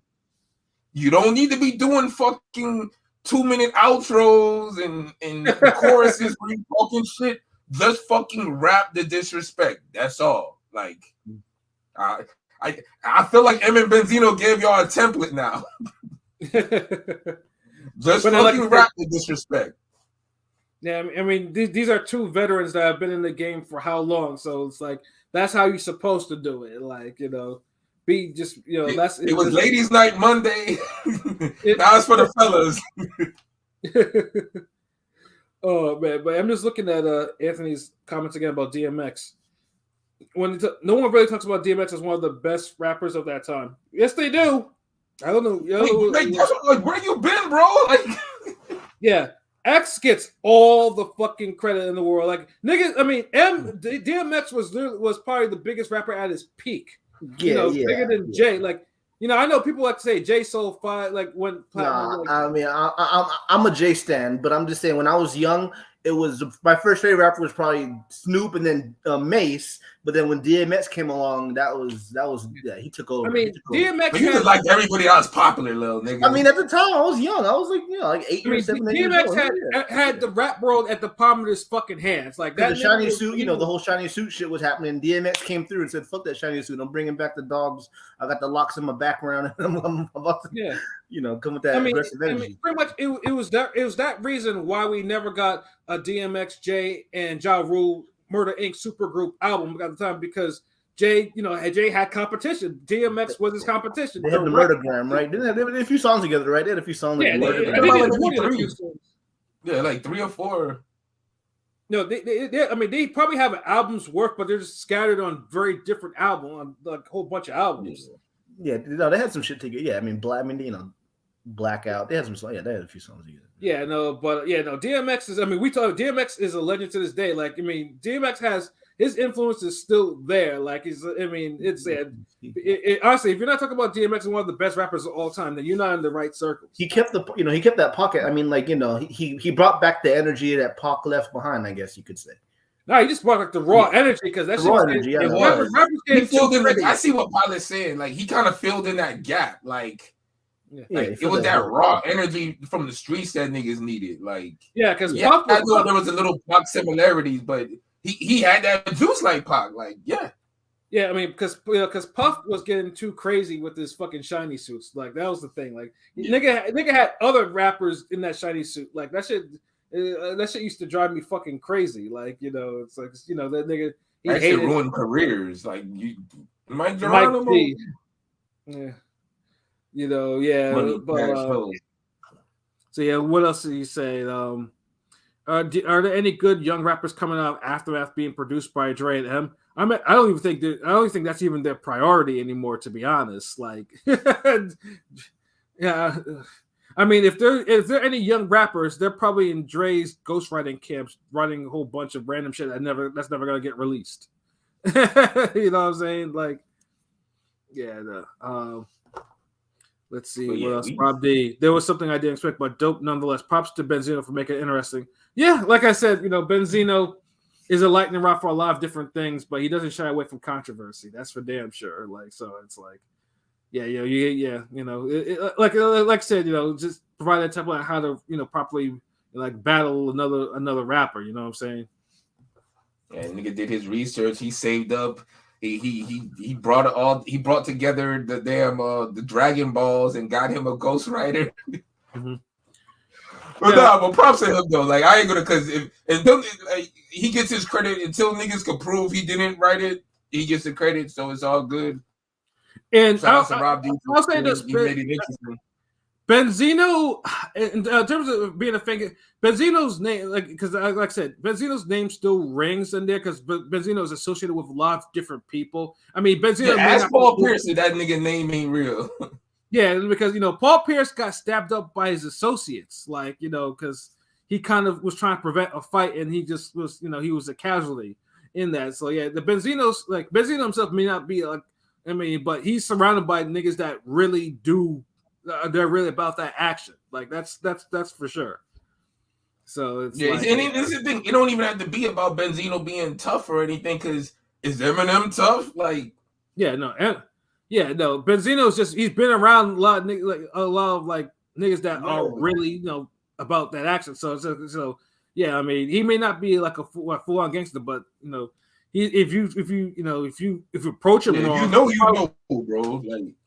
Yeah, if you approach Benzino wrong, you'll probably get stabbed up. That's the thing. So it's that's a different. Yeah, that's the difference with Benzino. Is you can't really fuck around with him like that. He on some real shit. Let's see, and then Bob D off topic, but shout out Paul Pierce, and I hate the Celtics. Dude gets stabbed and plays 82 games a year. Yeah, like I said, Paul Pierce, he tried to prevent a problem and.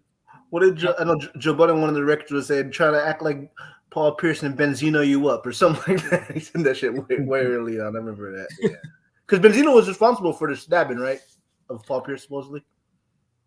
Allegedly. His people be.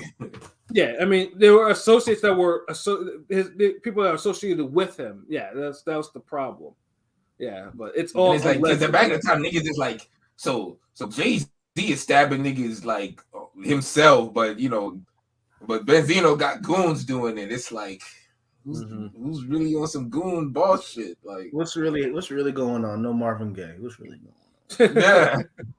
I thought that was weird. It's like, damn, nigga, like all them niggas at the Rockefeller offices, you stabbed this nigga, like right? Felt like a Power episode, like when these niggas be having important transactions, and I'm like, dude, like y'all making millions and thousands, hundreds of thousands. It's like you making the run yourself.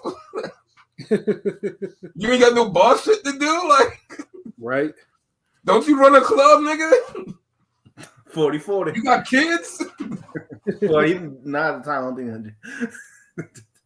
But I think we touched upon we can touch about Benzino. Obviously, if M does reply back or whatever else, and then we'll do another addendum segment on it. So for sure. Fact. You want to knock the movies? I'm sorry. Yeah. You want to knock the movies out that we just finished with the little boxing at the end? Oh yeah, sure, absolutely. So I know, obviously me and LB, we watch a lot of movies. We watch a lot of violent movies on top of that, So Netflix had a couple that out currently right now. That he was like, yo, you should check this out, because he told us to stay away from one movie, The Kitchen, which it's still on my playlist. Because I actually want to see, because I want to see why this nigga's telling me not to watch The Kitchen. Did you see the thread in the collie, nigga? Nah, nigga, no, I haven't. See the thread, bro. Nobody has nothing good to say about that shit, bro. I'm saving you time. Like, there's so much other shit you gonna have on your list, bro. I know you want to rep the African vibe and see what they doing, but trust me, you'll be angry. Yeah, and that's the whole reason why I want to check it out, though. But I should have never said that shit. So I want to see, because Netflix has a lot of African movies, and the ones I've watched are tough. But this one's like a little bit more high profile. But I guess I'll get to that at some point. But the other ones that LB was talking about, there's two of them. The first one is 60 Minutes. 60 Minutes is a hell, and I'll say this too, because in comparison to the two movies, the other movie was Badland Hunters. 60 Minutes is pretty much, it's a martial arts flick. Like I said, I think it does a good job of showing everyday usage of it, so to speak. But yeah, let's, because I know we have a specific format. So LB, so with 60 Minutes, what was the best thing about the movie to you? The pacing. Mm-hmm. The best thing about 60 Minutes is the pacing.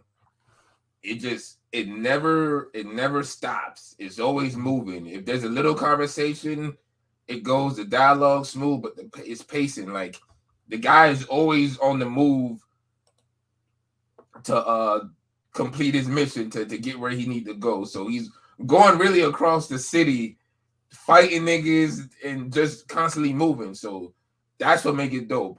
The pacing, that's what stands out about it. It's never really a dull moment in the movie.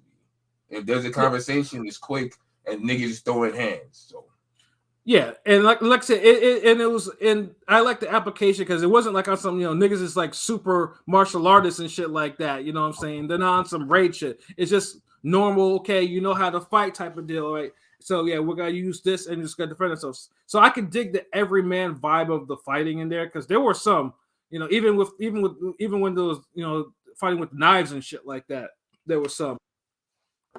But yeah, yeah, that was my favorite. That was like my favorite part. Yeah, and the pacing, like I said, I mean, the shit was like maybe an hour and 28 minutes or some shit like that. It wasn't a long movie, but it was very linear. It went to where it needed to be. There wasn't any kind of drop offs and shit like that. Like, dude has a conflict, action, conflict. It kind of went. And the premise of the story is not too convoluted. Like, it's not some crazy complex shit. It's simple and meaningful.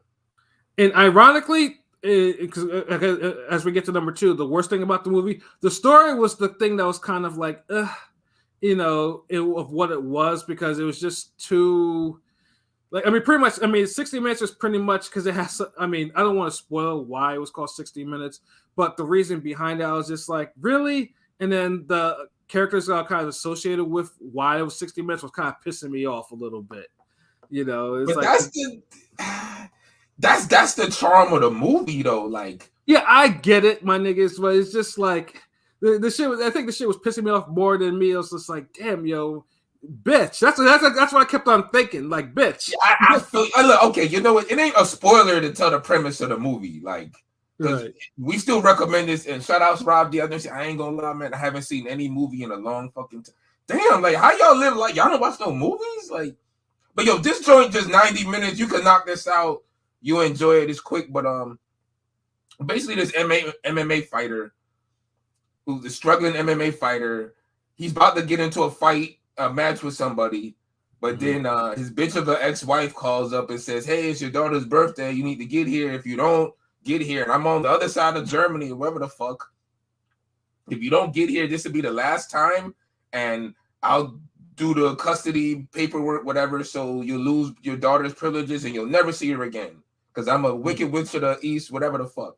Yeah. So yeah, that's the gist of the story. So dude, like a real nigga, like a real dad, is like this fucking bitch.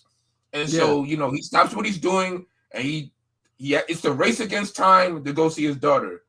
It's a simple story. Like, that's why I say it's not really a spoiler, but in between him and his daughter is a whole bunch of fuckery, and it's enjoyable and mad exciting. Violent fuckery. Yeah, that, like, really violent fuckery. So now, obviously, in terms of saying, violent fuckery and whatnot, would you recommend LB? Yes, I would recommend this. Definitely recommend this. Like Pat said, it's not one of the best as far as, like, you're not going to get some Donnie Yen high-level martial art choreography here. Right. I'm going to let y'all know. But you're not getting no bullshit-ass OK Corral Western rolling on the floor fighting shit. Right. You get some real fights, real camera work. The cinematography is dope. Like I said, the pacing, but the fights are good. They're filmed good. They're action-packed. Different applicable moves. Nothing crazy. It does have one real good martial art fight in here, though. Sure does. Yeah. That, and, shout out to my R.I.P. Kimbo. Yeah. Because that's what reminded me of when I seen the fight, and you'll know when you watch the movie. So. And what would you give for a score? I would give it an 8. Like, nothing really. It didn't really have anything bad about it. It was somebody who said, "Look, we're giving you simple shit, and we're gonna execute on everything simply," and they did. The only thing that makes this movie better is if you had better martial artists, better choreography.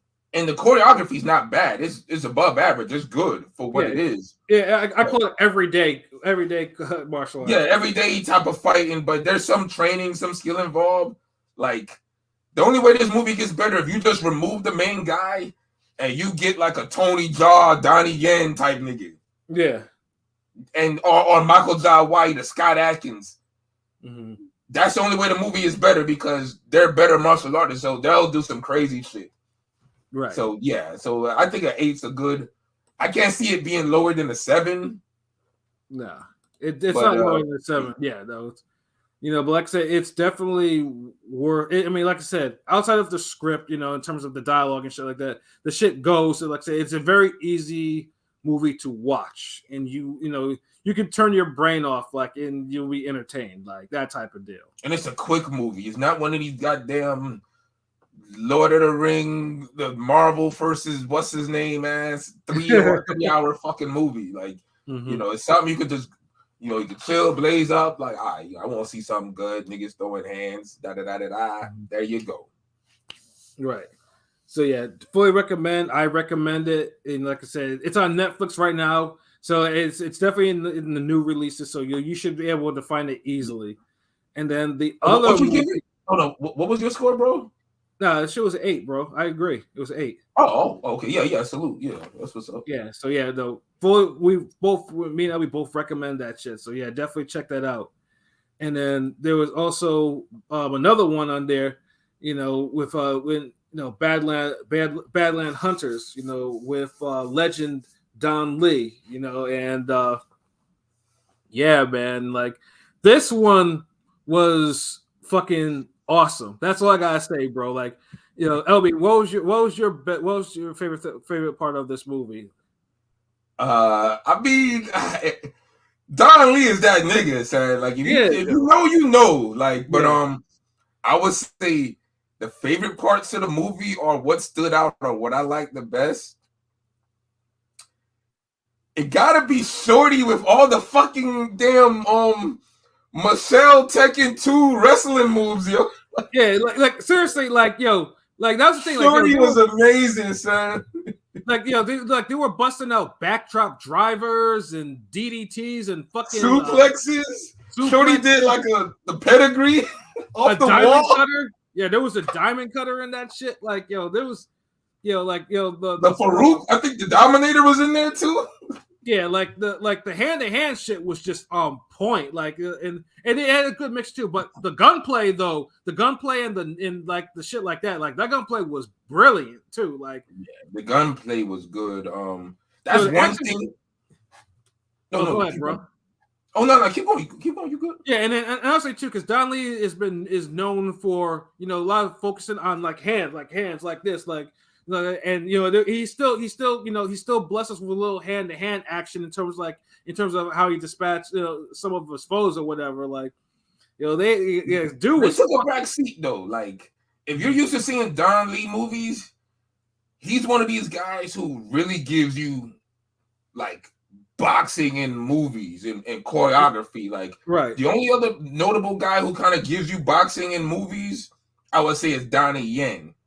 But then Donnie Yen is just so talented and so dope.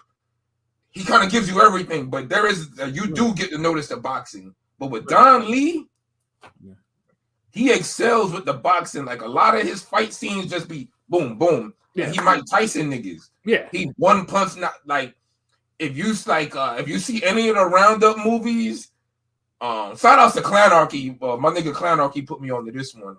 Took me years to find it though, but the cop, the gangster, and the devil. Woo! Yeah, that even sounds like a hard ass name for a movie.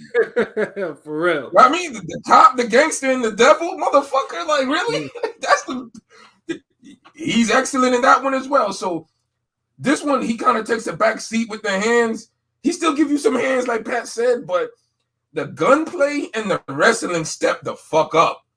Yeah, like this shit was brutal as fuck. Like they weren't fucking around. This shit was a rated R type of movie. Like the violence was absolutely fucking ridiculous, yo. And it wasn't just the violence. and it wasn't just the violence too. It's like the whole plot of the shit because it's like post apocalyptic. I can't say that shit tonight. Dystopian. They're putting out all these futuristic like movies on Netflix. Like, what they trying to tell us, nigga? Like, yeah, I mean, and this shows too. Like, I mean, from the giant alligator shit to the reptile shit, and it's like the alligator shit was hard in the beginning. I forgot about that. Like, that shit was hard. Like, yeah, like I mean, it was a nice blend of science fiction because. Yeah, because the plot of the movie, like if you see like Mad Max or some shit like that, it's like kind of like in similar vein in terms of plot wise, like in terms of how wild that shit, in terms of like it's more complex than 60 Minutes. Yeah, more complex, and the shit is kind of wild too. It's like it's graphic wild too. So it's like, yeah, man, like I mean everything about like it was just very visceral. Now, LB, what was the worst thing about this movie that you were like, ugh? Damn, this really didn't have a worse thing. Like it was all, I mean, it had a little sad parts. I didn't like how they did like certain people, but right. But that's the thing. Like they. There's nothing really bad about it. There's nothing really that just made me be like, they put this in there or they fucked it up. I like how there just really isn't no wow. Like I can't say anything like really hurt the movie or anything. They kind of gave you a blend of like their science fiction as a futuristic vibe. There's some martial arts. Gunplay. I mean, like all of those good. I mean, the only thing I can say about this too is the acting itself is not the strongest, and I admit that. Don Lee can sell the hell of a punch though, but his acting is still it's always been that way. But niggas don't watch him act. It's just they watch him kick ass, like what I'm saying. But you know what it is too. Yeah. This role is kind of different for him. This is the first time he's been in like some shit like this. He's more used to be playing he usually plays like a badass, don't take shit from nobody type of role, type of guy. Mm-hmm. That's not really played up that much in this movie because he's like a hunter. He's like a nigga who they got towns and little cities and villages, and he's one of those niggas that goes out there and he kills a deer or he kills an alligator and he bring it back and he chop it up and people barter and trade and sell with for meat and shit. Pause. Yeah. Or basically he's the bully for the bullies. You know what I'm saying? Like he's the but in other movies he's usually like what's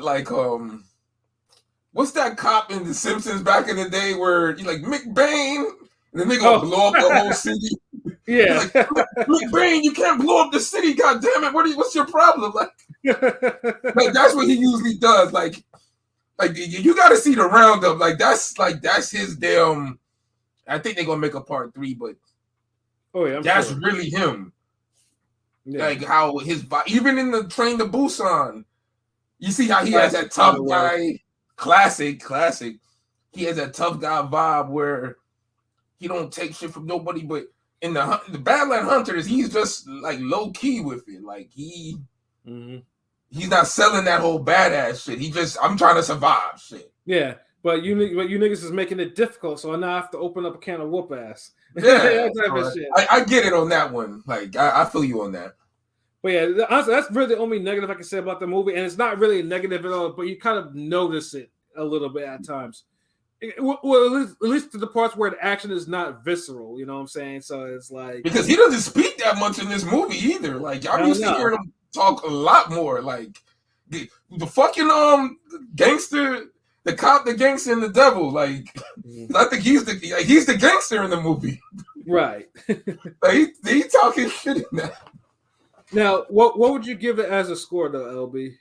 A motherfucking 9, nigga. Yeah. And I'll say, I mean, it was almost if the dialogue was a little. I mean, the dialogue was cool. Like if some things were kind of tighten up a little bit more, then that shit would be like that shit would be a 10 though. But that shit is a strong 9. I agree. Like, yeah. The only thing the dialogue is cool, but I feel like when you're a 10, you gotta have your dialogue gotta be on the point where you got quotables. Yeah, and there was no quotable shit in there. Like there were quotable actions that some of these characters did for sure, but the dialogue was, unless you count like the motherfuckers that were like wow and shit like that. And that's the thing. These niggas even put zombies in this motherfucker. Like they did. Zombies, gangsters, like they blended a whole bunch of shit, and it just worked. So they was highly ambitious with the approach of this movie, and I like that. Like, there's some shit I'd love to see if Tyler Perry and them niggas could do. Like, get a Michael J. White nigga in the future and throw some zombies around and but ironically, Michael J. White is he's in Tyler Perry movies, but he's actually one of the better ones, but not the ones where he's actually playing to his full strengths as an actor. That's the thing, they don't use him. Like, look, dude, it's like, why would I use Michael J. White in a movie if he's not gonna throw any punch? I mean, they want this nigga to act, bro. His acting is cool, but the only time I'm trying to hear this nigga talk is if he on Vlad or some shit, and maybe not even then. Right. So it's like, what the fuck? Like, I know they want the eye candy and shit. I get it, but damn, like, yeah, no. But the full recommendation for Badland Hunters. Hell yeah.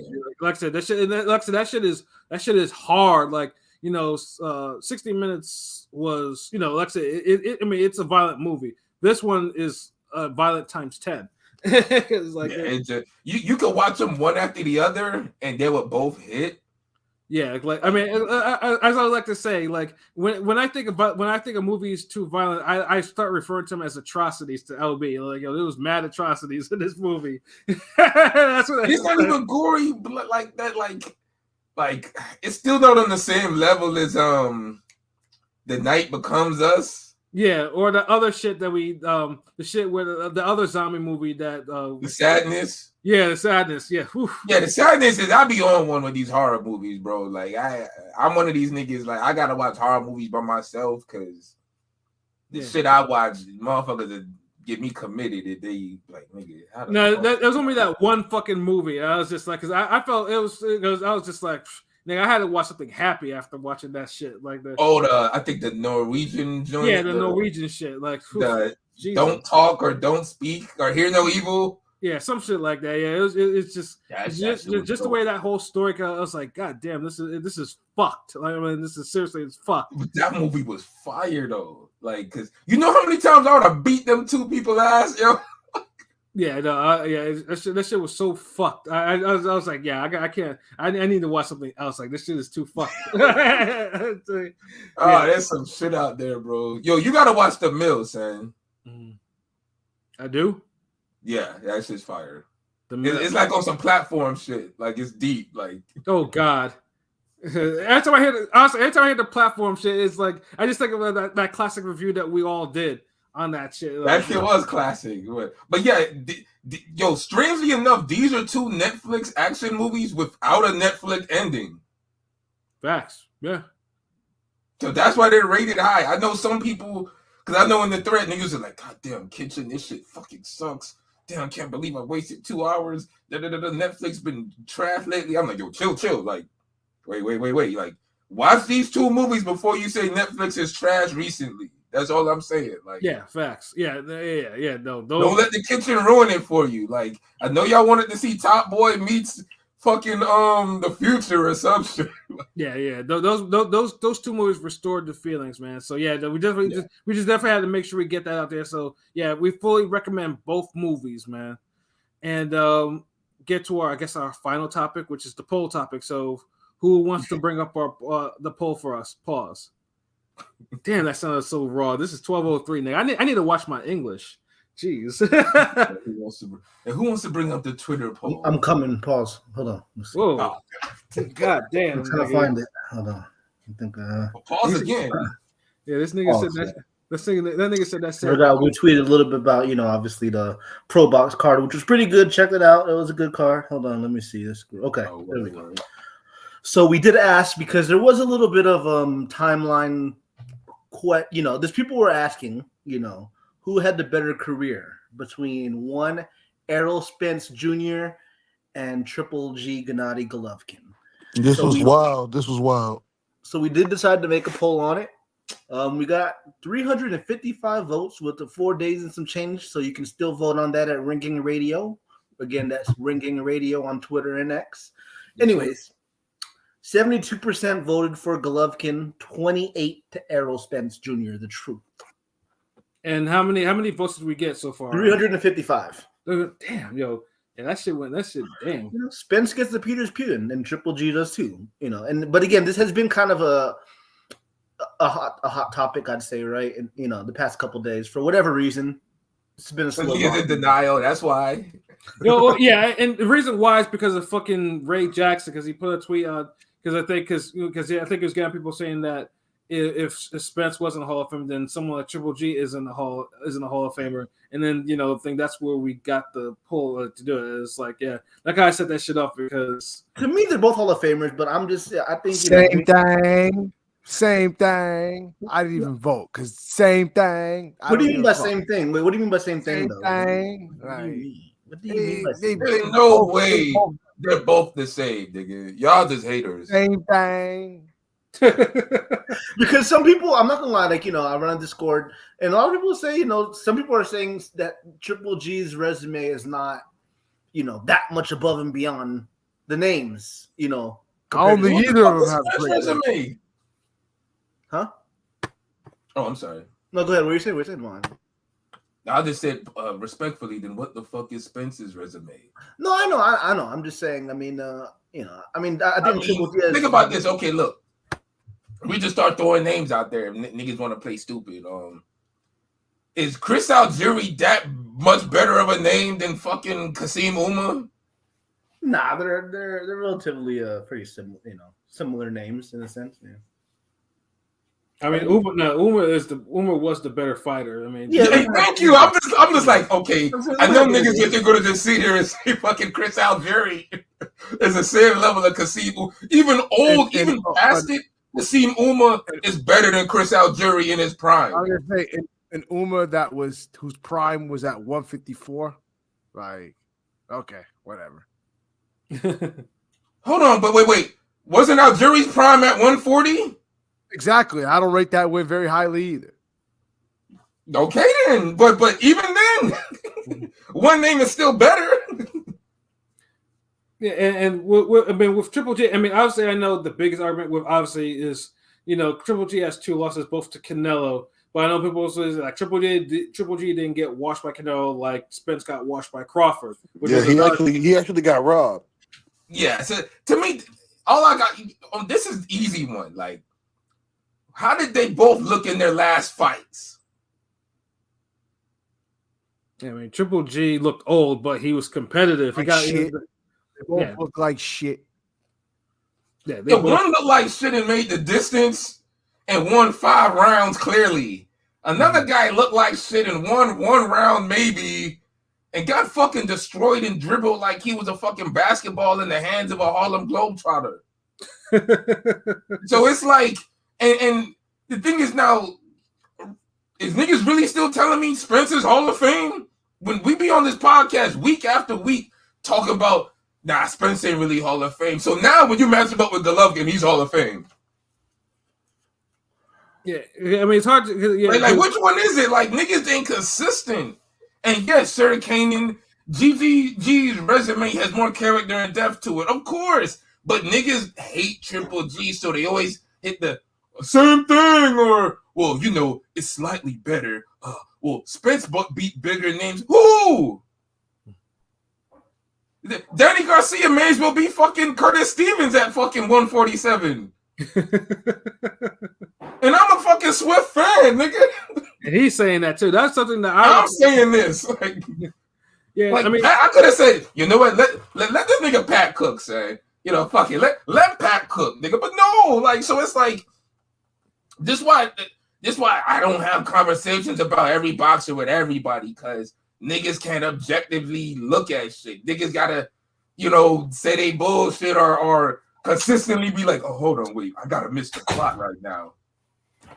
Like, you can even see the comments, nigga. Like, Because even with Triple G, even with his hardest fights too, obviously, Triple G obviously is known for obviously has one of the all-time great chin and punch resistance on top of that to boot. And jab. He had, jab too. He had a great jab. I think. Yeah. Thank you. Like, what does Spence have? What weapon does Spence have is on an all-time level, even for his division.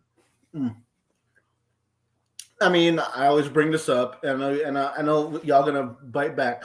Pause, but he does have the second longest welterweight championship reign of all time. I'm just saying it's on Wikipedia. You can. It is it is. Yeah, he's I look at how many defenses is that? Yeah, that's not many. You compare that to Golovkin shit. Even if you say Golovkin had one belt that he defended, Stain. What's better, Pat? It took him a while for someone to remove the belts from him. At least like I said, it took a while. Even Canelo needed 2 chances to do that. Yeah, like I just don't see this like saying Spence and Golovkin is the same level is basically saying you want Spence to be as good as Golovkin, but he's not. So you're just gonna bring down Golovkin to his level. Now there's still. Spence. Triple G is pretty much all but done now. Yeah.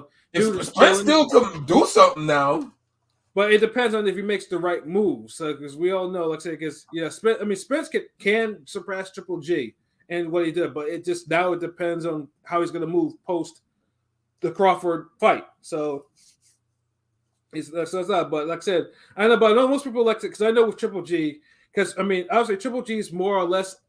He was more or less a backlash against HBO because, once Floyd left HBO and went to Showtime and HBO was pushing Euros, which they were doing, like they pushed anyone that was kind of non-black. I'm not going to admit it, but it was, the Chocolatito days, he's yeah. And if one thing too is they were doing that to good fucking fighters, but the thing just it didn't sit well with a lot of boxing fans. It became an HBO quote unquote. Oh, he's an HBO hype machine, sort of. Yeah. Chocolatito got it. Triple G got it. Like it was like yeah. We could go. We being honest. There's eras where this happens. Like Jermaine Taylor got it. Like yeah. Like so, I don't want niggas just be like, oh, there was because niggas are trying to make it a racial thing, but fucking Crawford was getting hyped over there. Ward was too. Ward like so it's like niggas be like chill with all of that shit. It's just the Euro niggas was knocking motherfuckers out. The Americans were just fucking around and probably, except Crawford. Mm-hmm. Yeah. You could literally promote Crawford and Golovkin the same. Mm-hmm. Right. Just beating the shit out of everybody. Yeah, but like I said, it was just because it was that unfortunate incident that made people that made people did not fuck with Triple G. Like Triple G can do everything, but it was like, oh yeah, no, and nope, can't do that. Nope. Doesn't matter. He's a Euro. He doesn't speak English. Blah blah blah blah blah. That type of shit. So it was just like, yeah, it was just more or less. He was just a byproduct of some old bullshit, really. And on top of that, with Triple G, like in Triple G's prime, people avoided Triple G. No one really avoided Spence like that. Like it's just thank you. Yeah, Spence. People would fight Spence. Like people. Think about this. How many actual contenders Spence fought in their prime or on his level when he was coming up? He was fed a lot of easy cannon fodder niggas. Right. Like Golovkin was literally fighting contenders and other champions. Like I don't like where is Spence's damn Martin Murray's and fucking Gills and all these other niggas. Yeah. So it's like, and that's where Triple G is kind of like, Triple G was destroying.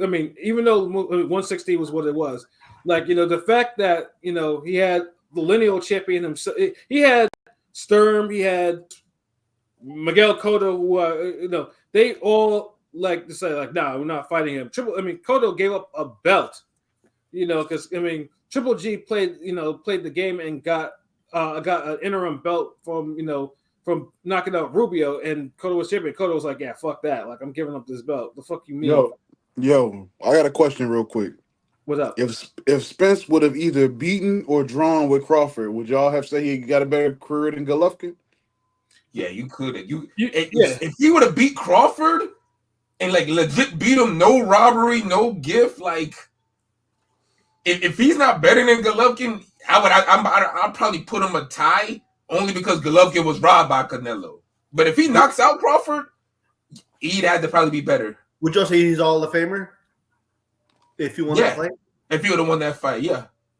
He needed to win that fucking fight, bro. Yeah. Remember, because this is the thing. Spence didn't have a bunch of fucking list of contenders. Like, he didn't really clear out a division before he got his names. It's not like both like of them Jermell Charlo did. Both of them niggas needed that fight, but it seems like Spence needed it more because you see what the loss did to him. Thank you. We got destroyed pretty bad. That was because look, if Crawford loses, Crawford would still be a Hall of Famer. Would still be a Hall of Famer in my book if he would have lost to Spence. A three division. And then Marquise, I know because you mentioned Lamont Peterson. Lamont Peterson I mean, yeah, it is. You know, Spence did put his foot in Lamont Peterson's ass. I'm not gonna lie. Like, and that was Peterson that was coming off a win, so it wasn't. Peterson had better days, and 140 was his prime. Yeah, you can say that too. Like, yeah, but that's the thing. Like Spence needed like 3 or 4 or 5 more of those damn Lamont Peterson type wins. Golovkin got a whole record of them shits. Yeah. That's the difference. Like Spence literally just has Peterson, the Garcia twins, the fucking and Ugas. Yeah, Ugas. I mean, give him and you give him Brook, but then it's like Porter. Well, Danny, I mean, Golovkin beat him. I mean, Porter, Danny Garcia. I don't know. I just feel like getting 3 belts in the welter. I don't know. He might get him still, but yeah. I mean, you have to give the nod to Triple G. I mean. He did more, and he didn't look. He's never looked out of his element like how Bud made Crawford. I mean, how Bud made Spence look. You know, how Bud. Yeah, I mean that's the one thing. Yeah, Triple G. I mean, I honestly think it was understated. Like Triple G wasn't just someone that was just knocking you out. He could box. Like dude, box at a high level.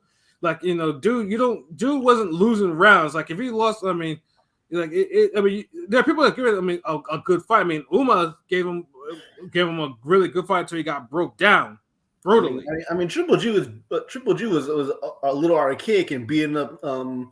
What's the Japanese guy he beat before he fought? Nishida. No, recently. I'm talking about the one before Canelo. Murata. Murata. Yeah, he made. I mean, Murata was a formidable, somewhat formidable. I completely forgot about that fight. Like, dude, where's Spence's Corolla victory? Like, where is his Murata fight? Like, come on, man. Like, if you're going to hype up the Ugas fight, Ugas is Murata and Ugas are like neck and neck, literally. Like, so it's like I don't get this. So it's like the niggas who on that other shit, man. Like, y'all just haters, bro. Like, y'all just like. Cause I'm not hearing not one good argument from these niggas, yo. Yeah. There's none at all. Like, yo, it's okay, man. Like, y'all ain't gotta like Golovkin. Yeah, though, but yeah, I mean, well, like I said though, with Spence has time. It just now depends on if he makes the right fights to actually do it. Do you think he's gonna fight this year? If he fights, it's gonna be at the end of this year. That's for damn sure. It's not like. Yeah, like because all his fights gotta be meaningful if we want this nigga to pass Golovkin, right? And he would have to win another belt to do it. Yeah, pretty much. I mean, and take a 154 belt, take a real zero from at 154 or something like that. Yeah, take a real zero, win a belt. Yeah. So, like my boy Sir Cannon said, Spence might be finished. I think we're doing wishful thinking here, but yeah. That's the crazy part. Like niggas, his career is getting ended like that, and y'all gonna throw him over Golovkin? Get the fuck out of here! Like, niggas need a brick to the face with that logic. Like, certain American bias there. May you eat hard jabs in your sleep, nigga. Like the fuck. But yeah, 28% of y'all niggas. Yeah, like I said, I mean, yeah, obviously also like I said, it's the American bias. I mean, we get it happens. Spence obviously is an American. Depends. Spence has beaten better opponents, but Golovkin dominated 160 for a long time. A pretty weak division, though. So who are these better opponents than Golovkin that Spence beat? Like, you see, like, hey, get the fuck out, hating ass nigga. Like, oh, you talking about one of the quotes on that? Because one of the posts, yeah. I'm saying there were a few quotes on the Twitter poll that was saying that I see 18. God damn, I was just looking at the comments. I didn't even see I didn't even look at the quotes. Oh, yeah, 18 quotes? Yeah, I know we had like 3 or 4 before. God damn, we had 18 quotes. 18, dude. The poll was reposted 18 times. Oh, okay. So there gotta be like some quotes in there. Well, there are 4 quotes. I mean, one that says Triple G is the first ballot Hall of Famer. Spence won't make it to the Hall of Fame. And another one says Spence easy. Triple G fought 2 elite fighters at Canelo and Jacobs and lost both, in my opinion. And then one said Triple G easily, and the other one that said fairly easy, but didn't really say who. Yeah, like the fuck out of here. Good question. Spence's resume is better in adversity as to his legacy. What, the car accident? That's the only adversity, nigga. What the fuck?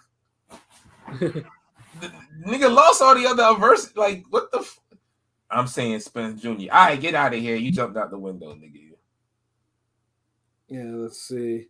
I mean, there are people. I mean, somebody said you can't be serious, but I mean, you gotta fucking, you gotta pick one, bro. You can't. How we know, nigga? Yeah, Golovkin by far. Yeah, Golovkin beat Canelo, so there's your answer. I don't know. Tell these other 28%, because 28% out of 355 is a lot of motherfuckers, a lot of wrong motherfuckers. Like, goddamn, like a lot of proudly. Like, dude, these is Jigga versus DMX numbers. I mean, honestly, I thought the poll would have been a lot closer, like on some maybe 55-45 shit or 52-48 or some shit. I guess I got more hope than that. Like, this nigga said 55-48. God damn. Like, no, I said 52-48. I thought it would be somewhere like still bad. Honestly, I thought it would be at least 60-40, but I didn't expect the discrepancy to be that wide. I was like, gee, okay. It had to, like, come on, like, bro, like. I mean, and honestly, you know what? And honestly, I think it's probably that way because I mean, if we did the poll like this before Spence lost to Crawford, it probably would be a little bit closer. Yeah, it probably would. Yeah. Yeah.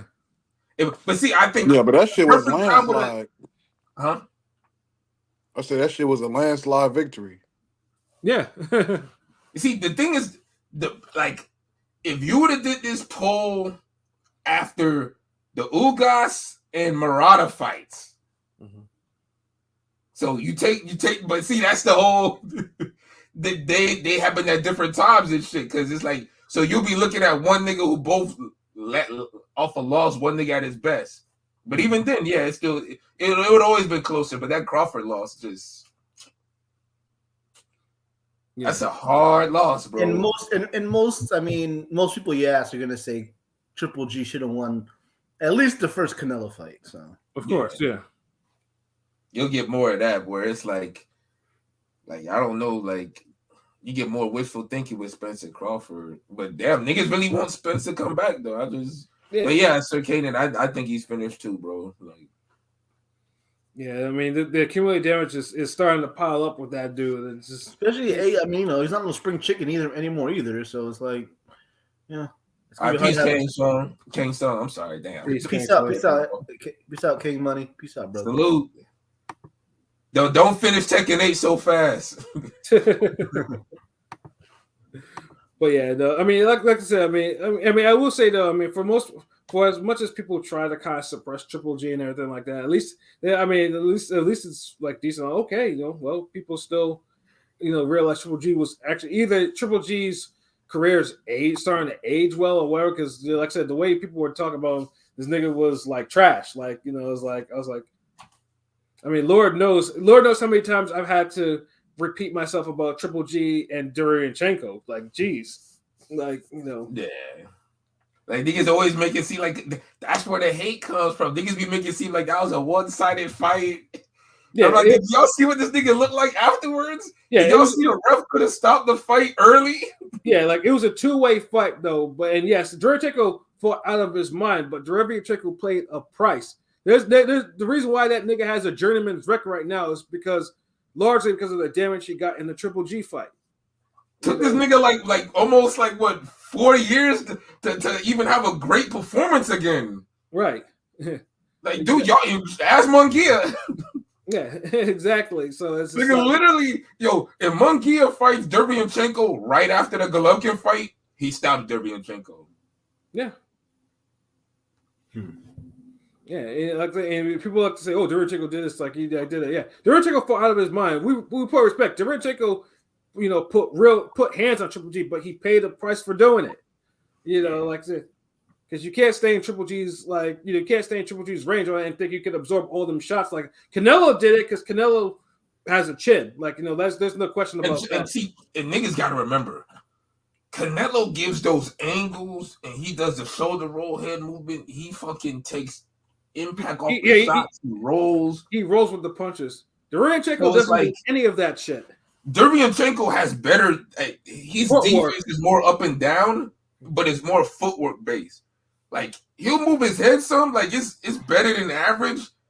But and in that fight, Golovkin was still getting that 1-2 off. Right. So yeah, it's niggas got to be honest, man. Like, yeah. But like I said, though, if Spence can make a comeback, Spence has a window to do it. But it just really depends if he can hold up to that window, if his body can hold up to it. So it's like, and so that remains to be seen. But like I said, I was surprised by the score, why it was the discrepancy. But hey, it was close at first, but I think the notion is that we do have a lot of true boxing fans that follow us. That's also true. Yeah. That's what it came down to. Because what's the last Twitter poll that we had in a while that got this amount of votes? It's been a minute. It's been a while. Yeah, we've got ones that's like 80 and 100, 300. Yeah, but 355. It's been a good minute. Like I don't know why this niggas be getting triggered with Spence. Spence. Spence is a trigger, and so is Triple G. And Triple G, yeah. Two different communities. You know what I'm saying? I'll leave that. Because even the Saudi Arabia, the Tank Ryan one, the Haney Tank one had like 100-something votes, so even that was like booming. Yeah, but it ain't go like this. Like damn. It's a while. So that lets me know that y'all young niggas, y'all ain't put enough work in yet. The two niggas who's basically retired still got more buzz than y'all. Message. That's all I'm saying. Like, yeah, yeah. That's all I'm saying. So yeah, I think we've probably. I'm just looking at time. I think we've come to the end of our show for tonight. Get some final thoughts because I know Razor Cane is probably gonna be available soon. Pilot, is it available? I don't. My boy don't have the app right now, so I might need to ask LB to send me the link. Send me that thing. You know what I mean? Oh, word. I just checked this. Yeah, I'm not seeing it on my two backups. Pause. Yeah. I say pause. Pause. Because I don't see it up here yet, Pilot. Damn. This nigga probably put a twang in that shit. I was like, God damn. He was like, send me that thing. That shit was kind of crazy. If I said link, that'd be a pause too.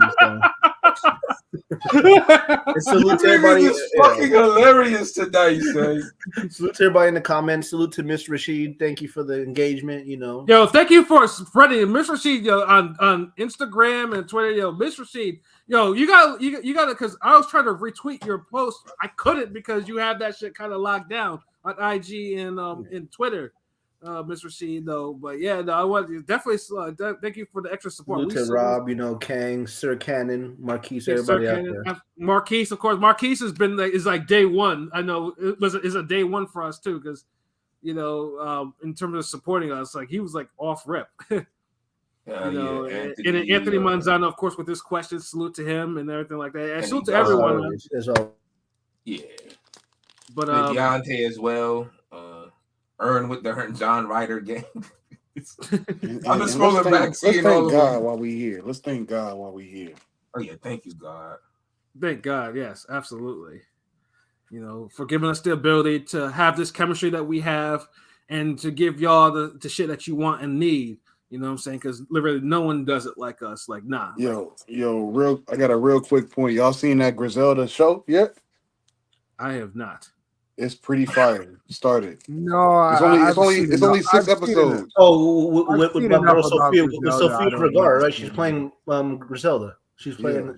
Yeah, it's not a documentary. It's like a surreal show. Yeah, Is she Colombian? Sophia Vergara is playing. Yeah, the shit is overdone. I'll see it when I see it. I'm in. He's gonna see it when I see it. But yo, you don't be watching no gangster shows and shit like that. Like, yeah, nigga. My final thoughts is it's 6 episodes, nigga. Just watch it, nigga. It's quick. That's only 6 hours. Y'all niggas do. I'll watch it when I watch it. No, it's actually on my list. Like, I do want to fuck with it. Like, don't get me wrong. It's just nigga. Monday night Raw and SmackDown can wait, nigga. I'm sure. Them niggas got reruns. The nigga said SmackDown can wait. This nigga. Yo, use a silly nigga, Rome. Like, chill with the wrestling. Watch some gangster shit. Like, shit. See the plug, nigga. Like, fuck this damn jumping off the top rope. Jump off this top dope, nigga. Jump off with this top coat, nigga. Fuck a top rope, top coat. They've done so much with Griselda that it's just like I don't even care anymore. So hold on, how many? So what other TV shows they did with Griselda? Did I miss one? They've done so many documentaries and shows on Griselda that y'all saying documentaries. How many TV shows? Ain't this the first one? I'm pretty sure they did something like this before. Are you pretty sure? Or are you just hating, nigga? No, I'm not hating. I'm sure they did some. I might TV be wrong, show,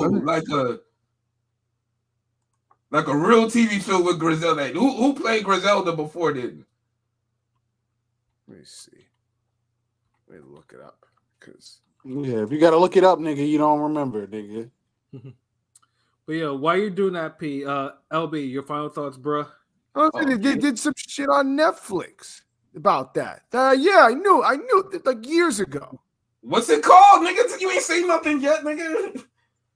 You ain't give no name, no actress name, no nothing. Who played Griselda? What was it called? Griselda? Like, don't tell me Queen of the South or some shit, nigga. I think it's called. Hold up. Oh, maybe this is the wrong thing. Hold up. Huh? What? It's worth a watch. It's like what they did with the OJ trial. They just redid it and made it nice and modern. Nigga, just watch the shit and shut the fuck up. Yeah, that OJ shit was dope though. Yeah. But because it don't even look bad. I haven't heard nothing bad about it. The niggas is already. This nigga King P is like, fuck that. I didn't say anything bad about it. I said I get to it when I get to it. Nigga, it be your tone though, nigga.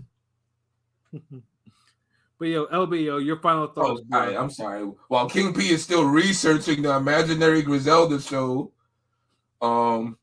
it was a jolly good show. Ah, fuck, I'm saying this. Yes, sir, it was a great show. Y'all niggas is funny as hell. Oh my god, like if y'all don't fuck with Ring Game Radio as a podcast, record label, crew, comic book series, animated, I don't know what the fuck. You were missing the fuck out. Yes, sir. Seriously, like all our interviews be sounding like damn origin stories. We got the best jokes, the spin-off jokes. The spin-off jokes be having cartoons, nigga. Yes, sir. Album reviews, fucking articles, training videos, and I'm putting up more training videos every fucking week, nigga. I still got more, nigga. Like, bro, like we killing this shit.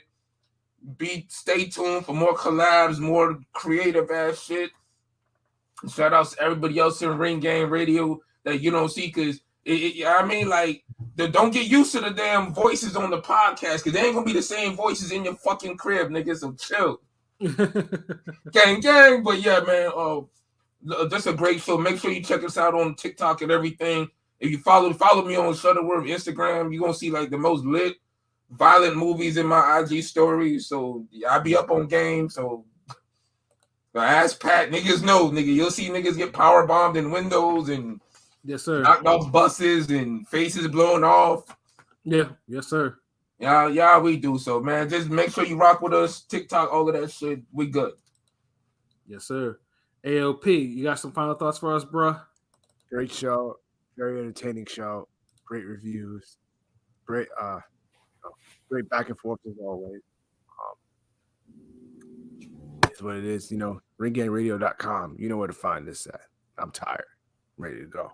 Yes, sir. Oh, I take it you didn't find your show, right? No, I did, but now I remember it was in Spanish. So, so what's the name of the show then, nigga? You found it? Basically, like Griselda in Spanish. Like, so it's named Griselda in Spanish. Hold up. No, it's not. La Fuida Negra, and there was another one that was El Barron that was that was with like Pablo Escobar and a whole bunch of other things. But they touched on Griselda too. I don't think that shit was top 10 in movies though. Yeah, nigga, sounds like you just on some bullshit, bro. And like, and then there was a movie. There was other movies and docs. Like they've touched on the Griselda shit so much that I'm just like, okay. Yeah, but it wasn't Sofia Vergara. And it wasn't no big ass show directly for it, like an actual script and everything, not a documentary. Like it wasn't nominated for awards before the shit even dropped. Damn, like this nigga be just arguing. Like I see, like oh my god, this nigga's arguing wrong down for no reason. And it's wrong because I don't know. I like movies based in Florida because being down here and seeing the movies that was done down here, I noticed all of the spots where it's at. So it's raw, but it takes place in Miami in whatever time that is. Like the 70s or 80s, and it's crazy. They put so much money into the show, you can't even tell nothing about the new ages in the fucking show. You can't tell shit. That's what's up. Like they changed Miami. They even like made the palm trees look different. All of the buildings look old as fuck. Alleys, everything. All of the cars. There's still parts of Miami that look old as fuck though, all right? No, but it's like it's crazy. It's like they shot everything there though. Even the boats they use look old. It's like, yo, what the fuck is going on? This shit, it's a dope piece. It's a dope piece. Nah, I'm definitely gonna fuck with it though. I feel you. Hey, yo, Pilot, your final thoughts? No, I don't got much. Shouts out to everybody. I already said my piece. Everybody in the comments, thank you for rocking with us, and we'll be back Monday. Yep. Yes, sir. And then I don't have too much to add to that other than like I said, Ring Gang is the squad. We got that shit you want and need. The website, any streaming service, especially our YouTube. Listen, like, comment, subscribe, and tell your friends, and we can all be friends. You know what I'm saying? Because we do this shit for y'all. And of course, you see that strolling the banner across your screen. So yeah, if you're feeling a little generous, we have that PayPal that's active. You know what I'm saying? Because we do this shit for y'all. But yeah, we'll be back on Monday. You know what I'm saying, with some more shit that you want and need. So yeah, time to get up out of here and and wait for Raising Canaan to come out. Jeez. So yeah, so for myself, Pat Scorpio, the New England representative. For LB Shuttleworth, the God, the GOAT artist. For King P. Bodega P. For Conscious Pilot. For Rome Top 5, aka Chicago Win. This has been another wonderful episode of Real Talk, where as always, if shit's real, we talk about it. So until next time, peace. Gang, gang. Boom, boom.